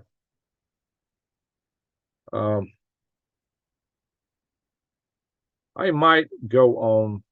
I might just start a Patreon channel or something like that. I put enough videos. I got a few thousand views on, several thousand views on Rumble, and I made a couple cents for it. I was like, really? Right now, this is my sole source of income. You know, that's why I need to keep things going and keep it monetized if I can. But it's getting very difficult on here. For those that don't know, Leak Project got demonetized. Leak Project, Rex Bear's channel. I mean, Rex goes out of his way to be nice, polite, and not step on the toes of the powers that be, and YouTube try to stay within the bounds. And even he got hit. Oh, Rebel News, they're also on YouTube. I mean, most of you guys on Rumble have a YouTube channel unless they've been totally kicked off, because they need a funnel to get people over to the other channel. Those vertical waves, yes, those things are nasty subductions on earthquakes. Hey, Boondock, keep up the good work, Greg. Don't worry about people criticizing the way you do things. Keep doing, yeah. Well, you know, it's like, salute, appreciate it. You know, it's like, I say, you know, why are you complaining about what I'm doing at the end of the video? Most people don't even watch a video past the first few minutes anyway. You know, be honest. Most people don't even watch past a minute. Most people click on a video and they'll click off. They got very short attention spans. And a lot of people watch the first few minutes to get the gist of what you're saying. And of course, they'll miss a lot of nuggets, because, you know, my videos, I do put a lot of stuff a little bit further out when I cover the spectrum of the news. Now, what I might do is I might just have to quit broadcasting war news here. I might do economic news. You know, I got a good friend over in does the Steve Poplar, has this channel, the Poplar Report. Well, he's probably smarter than me. He's an economist, and he must be smarter than me, because he knows how to get around the system. And his channel's a lot newer than me, and he actually makes a pretty good living off YouTube. But, you know, he don't go into the topic areas I go into. Hey, Robert, do you know about parallel construction and surveillance that's going on? What are you talking about, like where China's building stuff? I tell you what, even our own society here, you know, it's come out that 3 other agencies were monitoring people for their purchases, and one of the keywords that they were monitoring for people that bought Bibles. Believe that? Greg,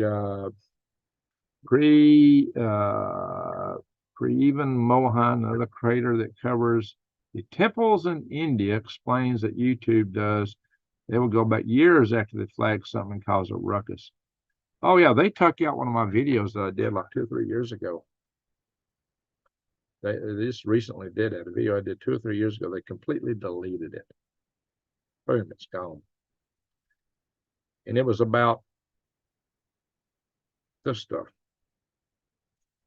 There's a real irony to that, though, because it was a lawyer, Mike Siebert, who's actually been on Good Morning America, because he was taking on some big legal cases. And you wouldn't believe what happened to his daughter after we did that video. So the whole irony of what they took out, what they claimed, makes me mad. You wouldn't believe what happened to his daughter instantly. The day she was in the Navy, 19-year-old.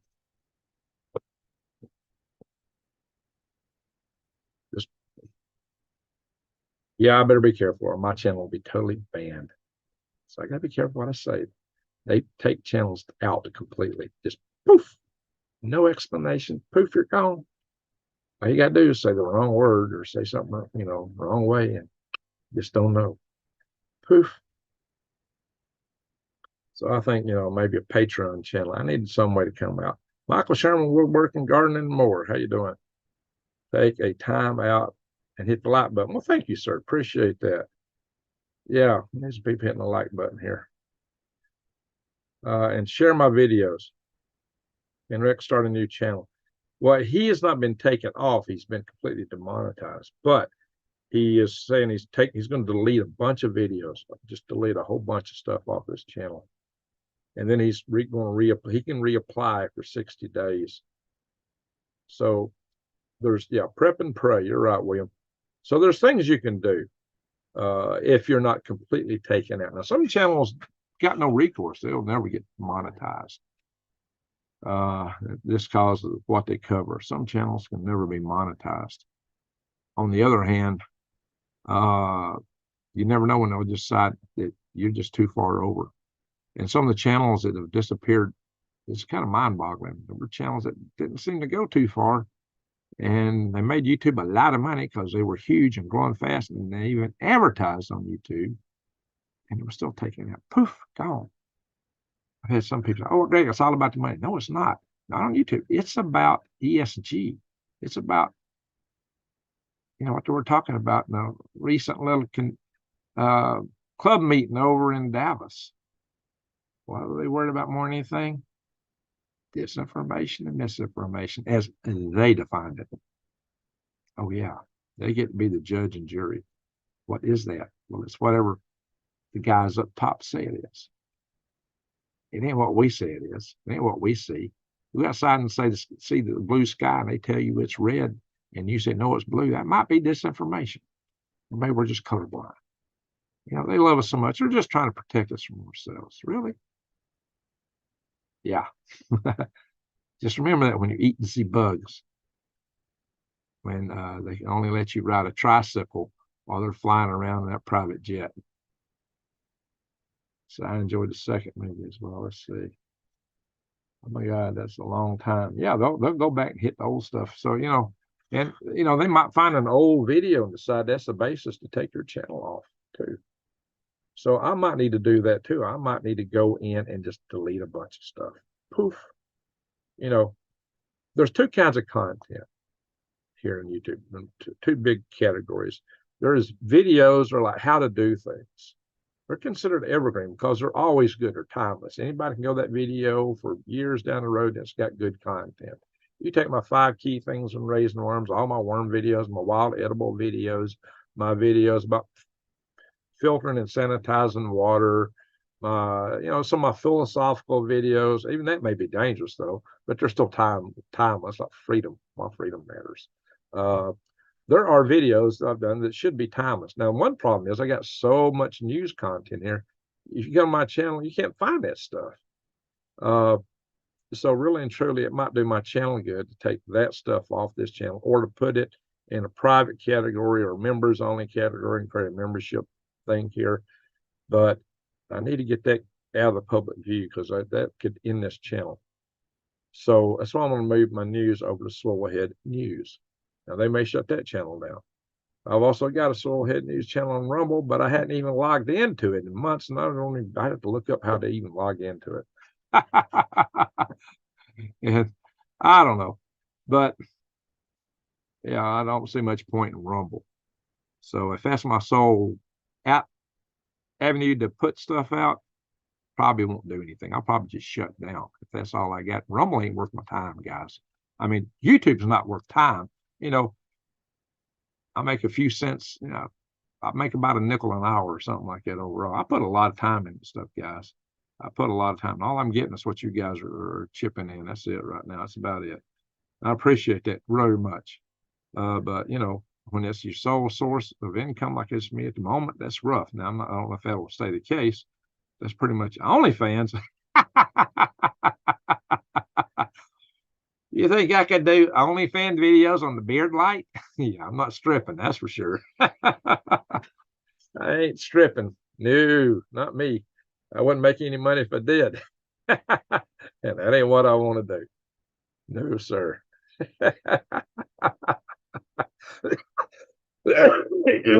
Well, maybe a beard light video would work there, huh? No, I doubt it. No, I'm not going on that platform. Forget that. I'm not even going there for a look-see. I knew I'm not going there for anything. I don't need it. We want your soul. Yeah, there you go. That's kind of what it seems to be. You should put rocket scientist in your video titles. Huh? Well, I got my Galactic Greg's channel. Mr. C, I can see Greg in a bikini. Oh my God. No, you wouldn't want to see that. No, you wouldn't want to see it. If I was on stage and wearing a bikini, I wouldn't have to worry about food to eat because I get all kinds of food thrown at me. Problem is, it might be a little overripe. Yeah, that's not where I want to go. Rex, all that reminds me of that old mafia threat. They'll never remember your name. Oh, well, that's how they want us. They don't even want people to know her name. They did my friend. She got demonetized and she was talking about Bible and dreams God gave her. Wow. Wow.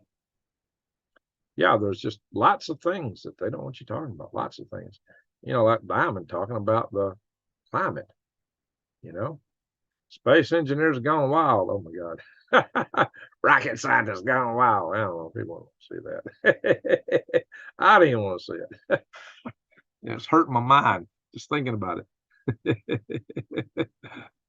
Anyway, John Taylor. All right. I'm your biggest fan, Greg. Here's a few bucks for the cause, my friend. Salute. Thank you, John Taylor. I appreciate it. Any channel that tells the truth about anything. Oh, yeah. Seems to be the case, but there's a tiny bit of false statements that will be bypassed. Oh, well, you know, that's maybe the key to how some channels stay on. They're friendly with climate change, you know, more friendly than others. I think some of those channels I believe they believe what they're saying. So I'm not going to chastise anybody on that. Everybody's free to their own opinion.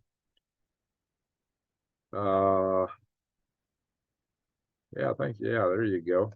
Religion and politics. The third rail is too bad. They're the most fun. Well, yeah, they want to take all the fun out of it. But what's people want to see? I started this channel out as a gardening channel, a worm farming channel. That's how this channel started. But people found out I ran a couple of power grid defense conferences. So now that's actually evergreen content. It's not really news. It's telling you about, in general, about a threat, and it's apolitical. So that should be safe ground, but I'm not 100% sure. But in any event, so I'll probably leave some of that kind of content on here if I start taking stuff out. So bug out videos, I can probably leave that on here. Nuclear survival videos, I should be able to leave that. The balloon threat, I think I can leave that on here. But some, you know, just this regular news stuff, probably not. But there's nothing about news. News, there's two kinds of evergreen content and news. News has got a shelf life of just a few hours.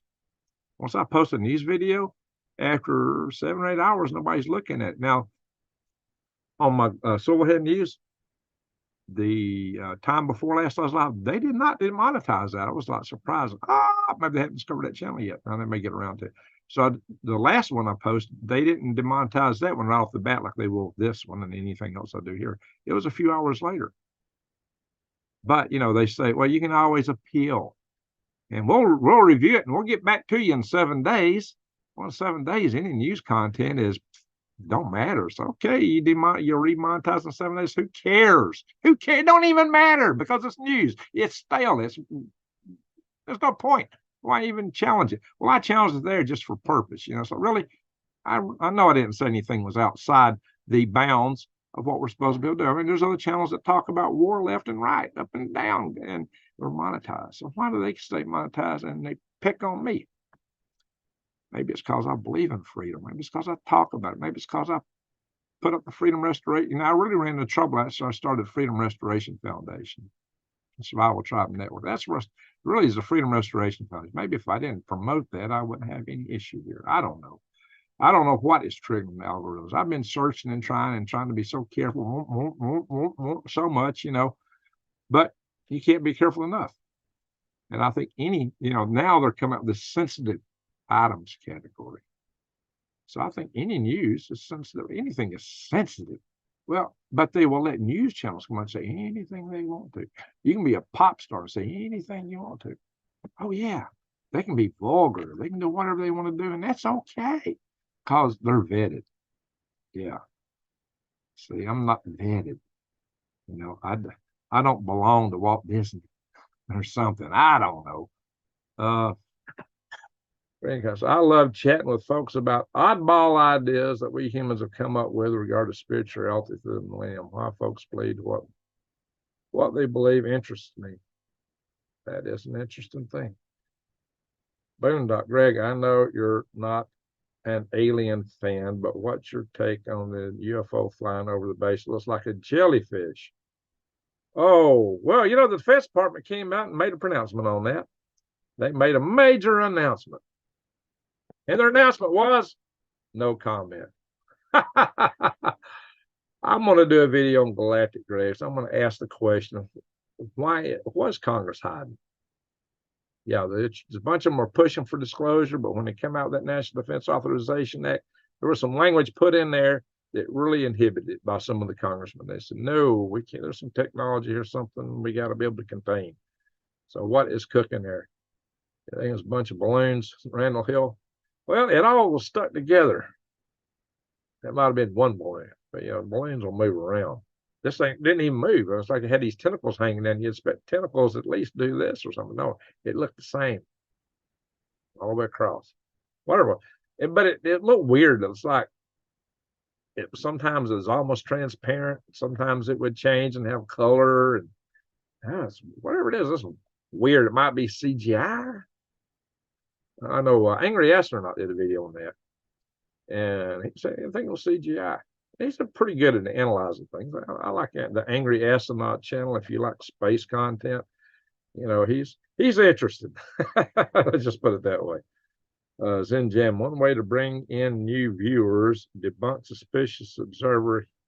He just got on the Timcast show, also challenge and debunk some of these flat earth channels and show them not to mess with the rocket scientists. Oh, I could.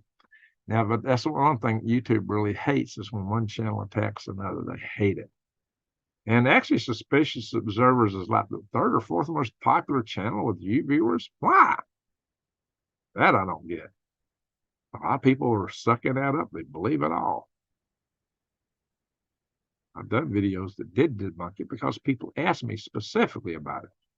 So I did that, but I got to be careful because the platform don't like the channel attacking other channels. Now, I do know some channels, that's all they do a lot of that, but they're not monetized and probably never be monetized.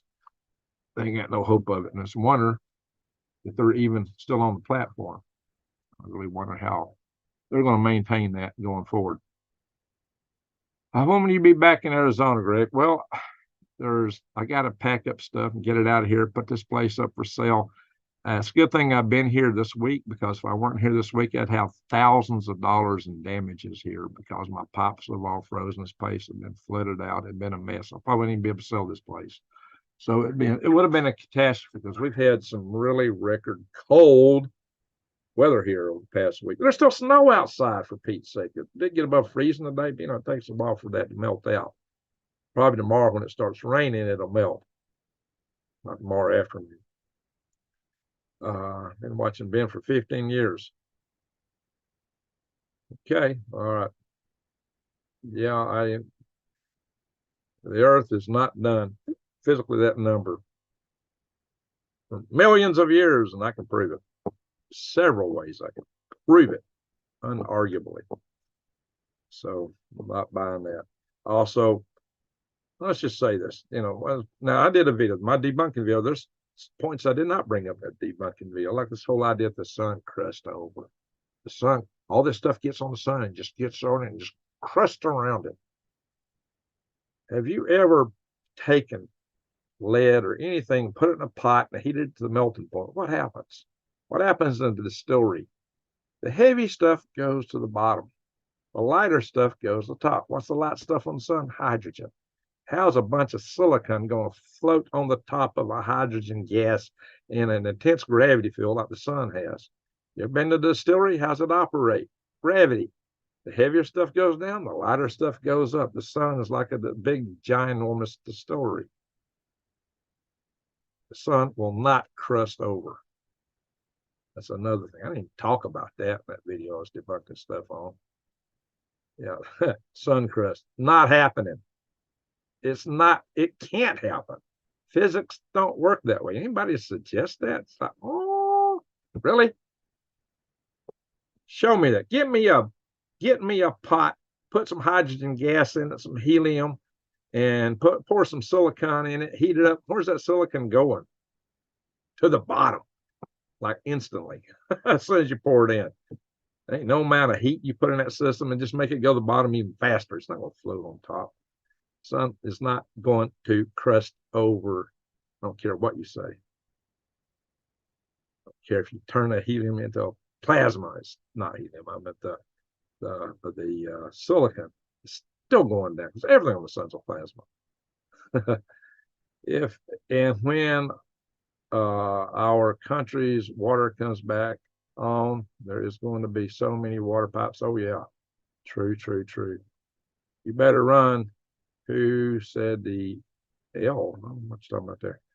That's like the smoke freezing in your chimney because it's so cold outside. That's a good one, Jason.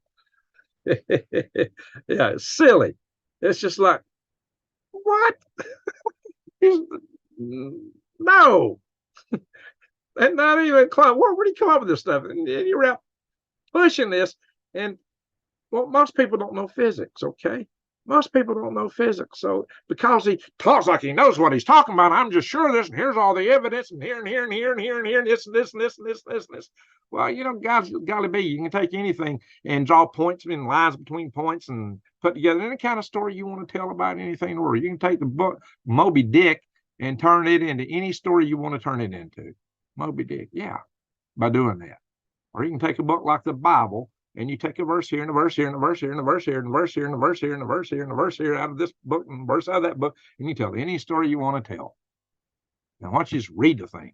So, you know, when I was a kid, even sitting there listening to this priest, what are you doing? That ain't make sense. What are you doing? What are you talking about? That's nuts. You know. Now, sometimes, yeah, there's some things that, you know, you correlate things, but, you know, they do that so much. Sometimes it's like, that don't go with that. Not in my mind. Anyway. So specific gravity. Amen, Arnold. Specific gravity. Same process in a refinery. The heavy oils and the tars go to the bottom while the gases rise to the top. That's the way physics works. And you can do it in your kitchen. Like I used to make bullets, you know. And you take lead, put it in a pot, put it on a stove. I'd go outside and use a camp stove. The vapors are lead, you know. You don't want to breathe that stuff. And, you know, I'd get upwind from it, you know. I didn't wear a mask, but I just made sure the wind was blowing the other way. And, you know, well, sure, the crust comes to the top. When planets form, the core is the heavier stuff. The lighter stuff comes to the top. The crust of the earth is the lighter stuff of the planet. For you flat earthers.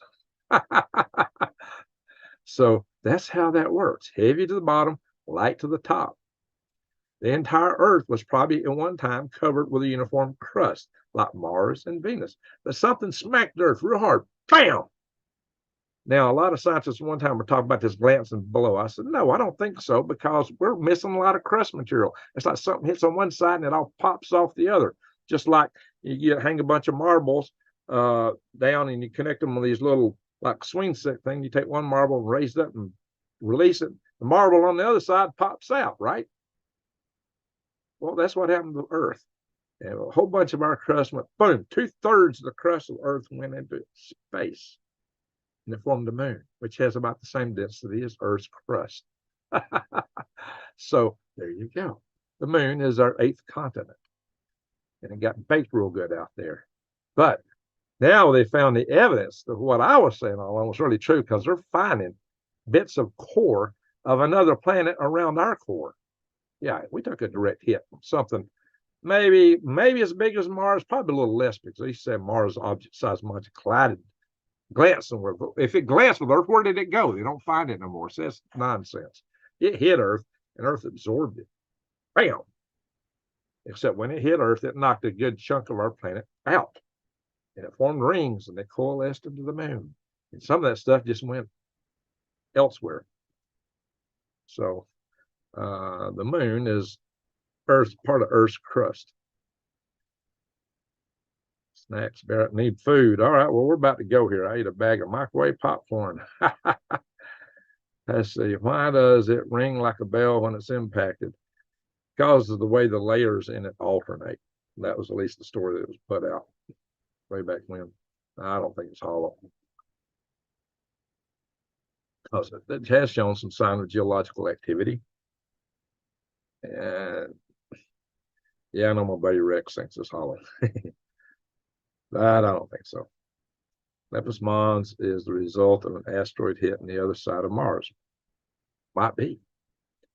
Now, one of the effects of a big asteroid hitting the planet is it's going to ring, and you're going to get these forces going around to the other side of the planet, the antipode. And on the antipode, it will, if it's big enough, it'll break the crust up. Now, if you look at what was the antipode, where the Chicxulub impact occurred 65 million years ago, that's where the Deccan traps are in India, where you have all this volcanic activity and huge, chunks of basalt. Now, they tell us that that was going on before the impact hit. I have a hard time believing it. How is it so coincidental that that place is the antipode of the impact? But it was erupted. Really? Maybe they didn't get the timing right. I bet you that was I don't know for a fact, but I think there's a good chance that the geologists are off there. And what happened over in India, which some people, well, that's why the dinosaurs died, because there's stuff going over in India. Well, I think there's a good chance that being at the exact antipode of the impact at Chicxulub was a result of the impact at Chicxulub. Because if it wasn't there, it would be there after that impact. How is it just coincidental that the Deccan traps is the antipode of the Chicxulub impact? Unless somebody far above said, hey, we got to get rid of these dinosaurs. How do we do it? Well, let's drop an asteroid or a comet right on the antipode of the traps. Now, that'll really set them off. That would be intent. That would be an event to get rid of something. I don't know. I wasn't here watching to see if somebody was dropping a rock on us. Let's hope not. But, like smacking the billiard ball with a cue ball. Bingo! Yeah, exactly. I forgot how you feel about the Mandela effect. I forget how you thought. I think we're in a multiverse. And I think that there's a lot of timelines that are just right adjacent to each other. And some of them are so close that you can go to one to the other all the time. And you wouldn't notice the difference, because the only difference between one timeline and the other is if a bug step to the left or a bug step to the right. And it's considering there's trillions of bugs, there'd be a lot of adjacent universes. The further you get away, the more divergence you get. You get far enough away, you did something dramatically different in your life. You get far enough away, maybe the South won the war between the states. You get far enough away, the British whomped us in the Revolutionary. You get far enough away, Rome's still in charge. I doubt that, but no empire lasts more than a certain period of time. But you see what I'm saying. The further you get away, the more you get far enough away. The dinosaurs are still running around. At some distances, we may not be here. Maybe we had war with Russia, and the world's a cinder on all these alternate universes. So I think that's how the power of intention works. Through your mind, you channel which path you take through this matrix of the universe with all its different time avenues. If time were a straight line, God would be a tyrant. And I don't believe that, because there would be no choice at all, because the future and the past coexist. I've explained that in the Universal Solar Cup talk I gave on Rex Bear's show.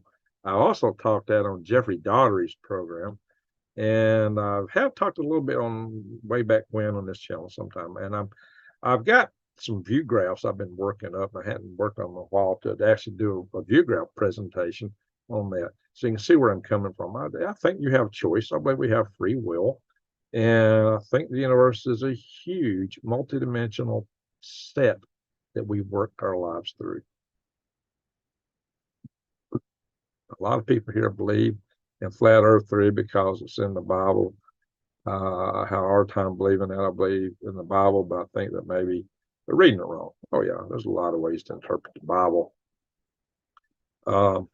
So yeah, 60 million years ago, collision didn't damage the Earth's inner core. No, it wasn't that big of an event. Now, whatever knocked the crust off the Earth, put core material around our core. We're finding evidence of that now. That was a much bigger event. That was an event that if it had been life on Earth, it would not have survived that event. So whatever might have pre-existed don't exist. That would have been a sanitation event. But you know, let's see. I've read where it says, and it does look like it's true, but something different in it. Yeah, there's Earth's not flat, and that's a fact. I can prove that by photographing sunsets. I can prove the Earth is round from taking pictures of sunsets. Why? Get a big ball to illustrate this. I'll use a hat. Let's use this hat. As the sun goes down underneath, now if the Earth were flat, the sun would be going around like this, and the clouds would be down here. The sun would never, ever shine on the bottom of a cloud. Even if it's way, way off, it's still higher than that cloud. There's no way the sun would shine underneath the cloud. But at sunsets and sunrises, just after the sun goes down, it illuminates the bottom of clouds because it's below the horizon shining up. That can only happen with a spherical Earth. QED. Hey, Karen, how you doing? Never thought of dinosaurs possibly intentionally intelligent design being extinct. Well, we don't know that they didn't develop a civilization. We don't know that there weren't some survivors.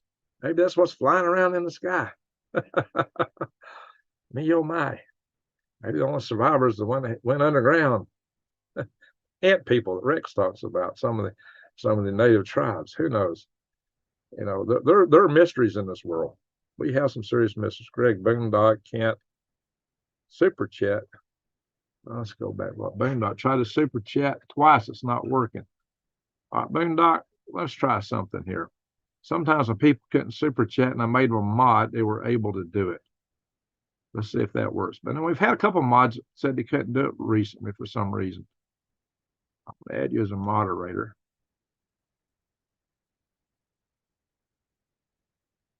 All right, see if you can now. If that's made a difference for some people that wanted to Super Chat, you've been smurfed. So next time you pop up, you should see yourself in blue with a wrench. Just be careful how you use it. All right, solar eclipse shows the Earth's shadow. Yeah, there's a lot of ways to tell the Earth is a sphere. Well, I did a video on galactic regs where they were having a lunar eclipse in Argentina. So that means that from the standpoint of Argentina, the moon and the sun were, you know, the moon was between the Earth and the sun, but only from there. But I walked outside and I looked toward the direction Argentina should be in, and that's not what I was seeing. You know, if the Earth was flat, I'd have saw the moon right there. But no, the moon was, from my standpoint, up, you know, up here. So I was like, you know, if the Earth was flat and space was like a little mobile of stuff like in your baby's crib, you put a pole or up here and you got strings and planets going around. That's kind of how they see the world. It don't work. Sunset and sunrise would be instant. Yes, it would. So yeah, absolutely. Another thing is at nighttime after the sun sets, you can see satellites in orbit for a period of time. More so in the summertime when Earth is more facing the sun, that lasts longer. But you can tell when the satellites are going from east to west, they'll wink out once they hit the shadow, because that sunlight will go down over time. The angle of the sun goes around the Earth. And at some point, you're totally in Earth's shadow. But there's a period of time that orbit is still in sunlight while on the ground it's dark. That only works with the spherical Earth. I've seen it many, many times. So there's just tons of proof that the earth is a sphere. Now, that doesn't disprove the Bible, but you got to remember too, the Bible was written by people and it's been translated zillions of times by people. We're meat servos. We write stuff as we understand it. Now, if you were the creator of the universe and you had to go down and explain to sheep herders quantum mechanics, I don't think that would translate very well.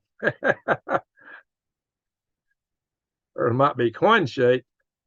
Nah, well, I don't know if you're on the edge of it.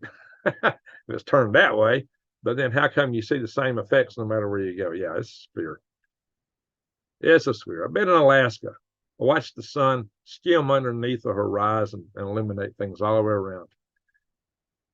John Taylor, thank you, sir. Working here, Boondock. Let's see this. Boondock there. It's not working. I just get the circle and I don't want to get overcharged. If it ain't gone through, it ain't gone through. Now, New Day's had a problem with it, and she said she had to reboot her computer because it had something to do with the stuff in the cache, the cache of the computer, the memory cache or something like that. You can also go to your browser and clean the cache out. That may be, you just may have a bunch of stuff in it that's inhibiting it. And another route is go to Green Greg's. Hey, Karen, appreciate it. Thank you, Sally. Go to greengregs.com, which is my channel I set up to sell worms. I need to shut some of that off. And hit the buy worms button. And hitting the buy worms button, you ain't purchasing anything there. It just takes you to the page where you can buy worms. And then you can scroll down, there's a donate button there. So you can hit the donate button. That's another thing that works. Latitude and curvature of the earth. Yes. Let me restart my phone. That might work. So we'll stay on here a little bit. I was about to go.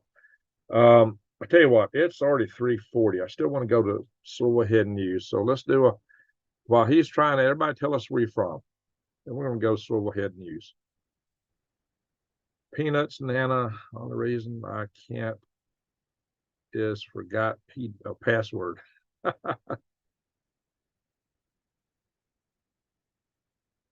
Taylor donated. Yeah. Yeah, the donation button's working. Yeah, thank you, Karen. Appreciate it. Sell it to you.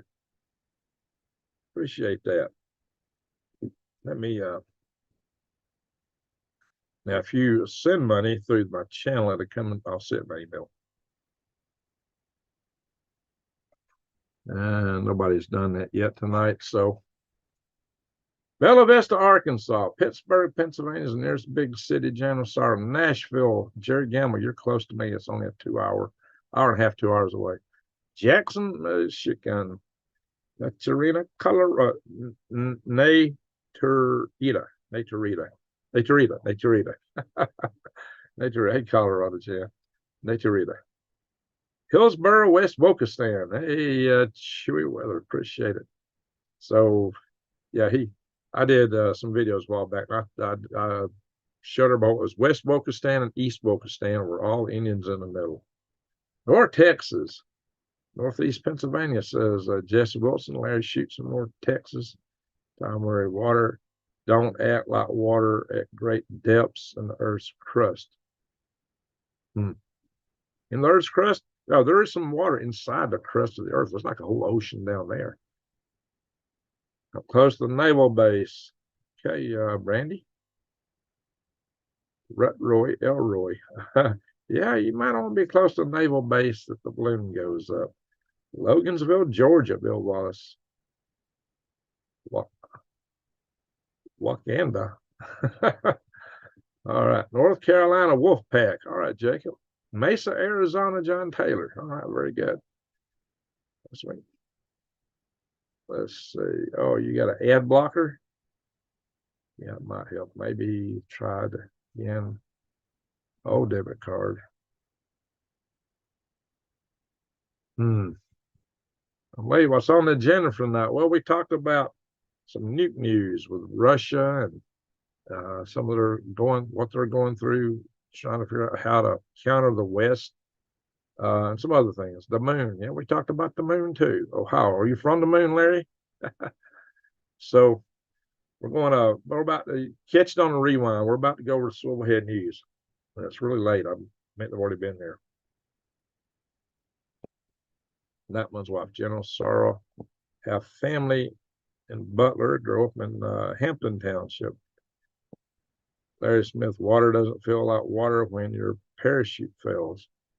Oh, that's true. If you fall from high enough, it's like hitting concrete. Trenton, Florida.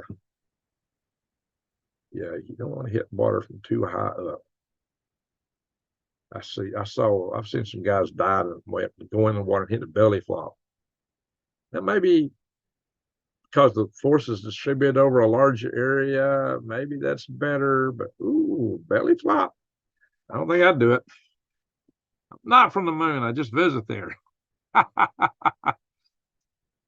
the yogis in Nepal, they would meditate and they'd be on the moon. That's what they'd tell us. Hey, hit that. Hey, that fit the chat. Jay says the entire Oligala aquifer will be 70% depleted within the next 50 years. Well, my place in Arizona is above the Coconina aquifer, and people ain't sucking on it yet. So that's the second largest aquifer in the world. So I'm fortunate in that regard. Well, Pulaski, Tennessee, JK, if you're in Pulaski, Tennessee, you're just a hop away. There's other Pulaskis around the country, though. There's a couple other Pulaskis. Southwest Florida prepper, what do you think that ticking noise is? Shortwave radio people pick them. Yeah, I mentioned that earlier, that New York prepper talked about that. He thought it was the activation of the dead hand switch. My understanding was the dead hand switch was activated when Putin went into, hey, Boondock, salute, what was it? Thanks for the mod. I watch all videos. Don't beat yourself up. What came first, the chicken and egg? Good question. So, Boondock, what was the magic trick? What did it take? What did it take to enable you to do it? Because you had some hard time. I'll salute to you. Thank you very much. Walk like an Egyptian. There you go. What was the magic trick, Boondock? Restarting the system works. Let future people know. That's what New Day's told me. But apparently, one of our biggest donators, Samuel Turner, it didn't work for him. I don't know what's going on there. But that's what New Day said worked for her. She'd have to restart sometimes. All righty, folks. Frozen lakes are warmer at the bottom than the top. They are. Now, another thing that this claim you'll see talk about. Hey, Karen, salute to you again. Thank you. 2 times in one night. Appreciate that. So, one thing they talk about is, oh, in the ice age, the oceans are cold, won't be no evaporation, the ice sheets can't accumulate. So, you ever seen a pond in the wintertime? I can go to the pond in the summertime, I don't see vapor rising up. But in the wintertime, especially the first thing in the morning, you see all this vapor rising up. Tell me that water is not evaporating?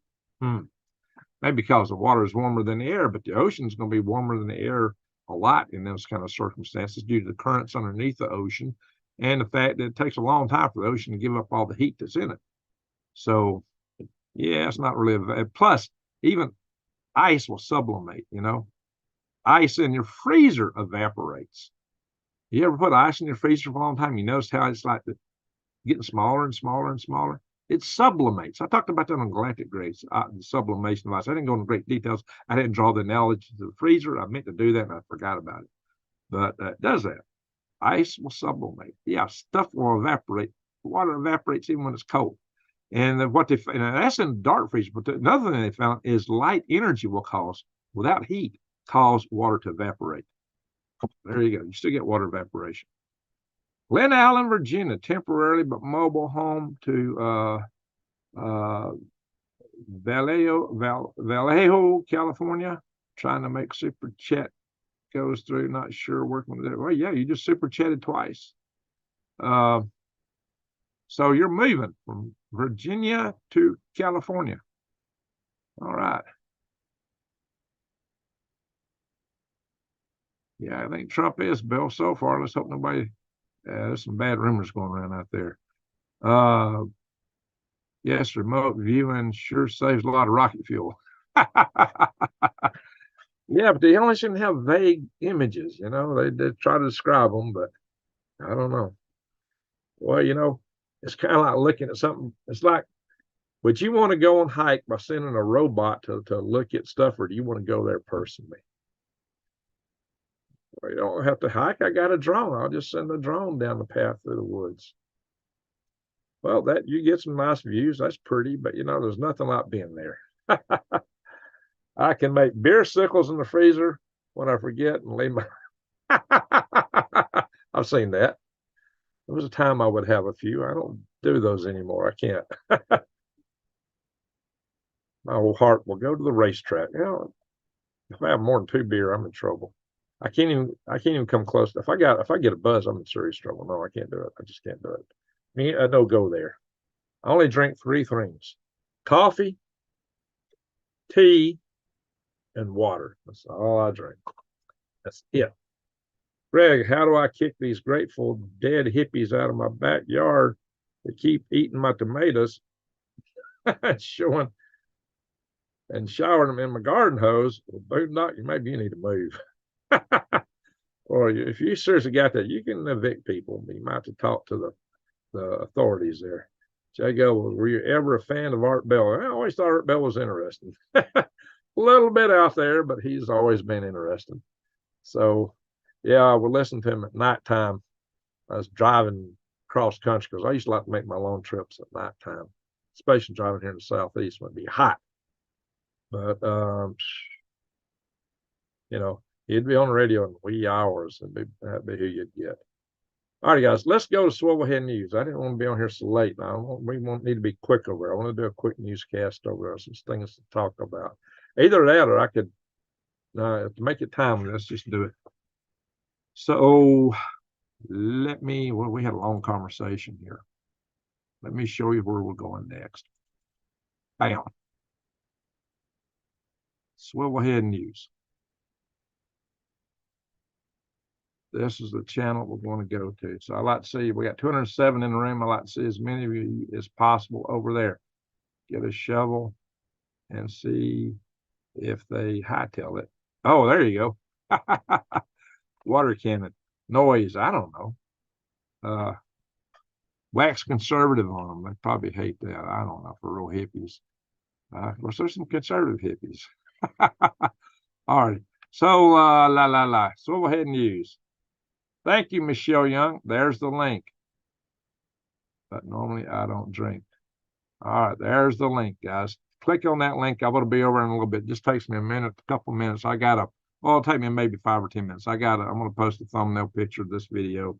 Try to see if it can be monetized. I know they'll demonetize it right off the bat, but I'll give it a shot anyway.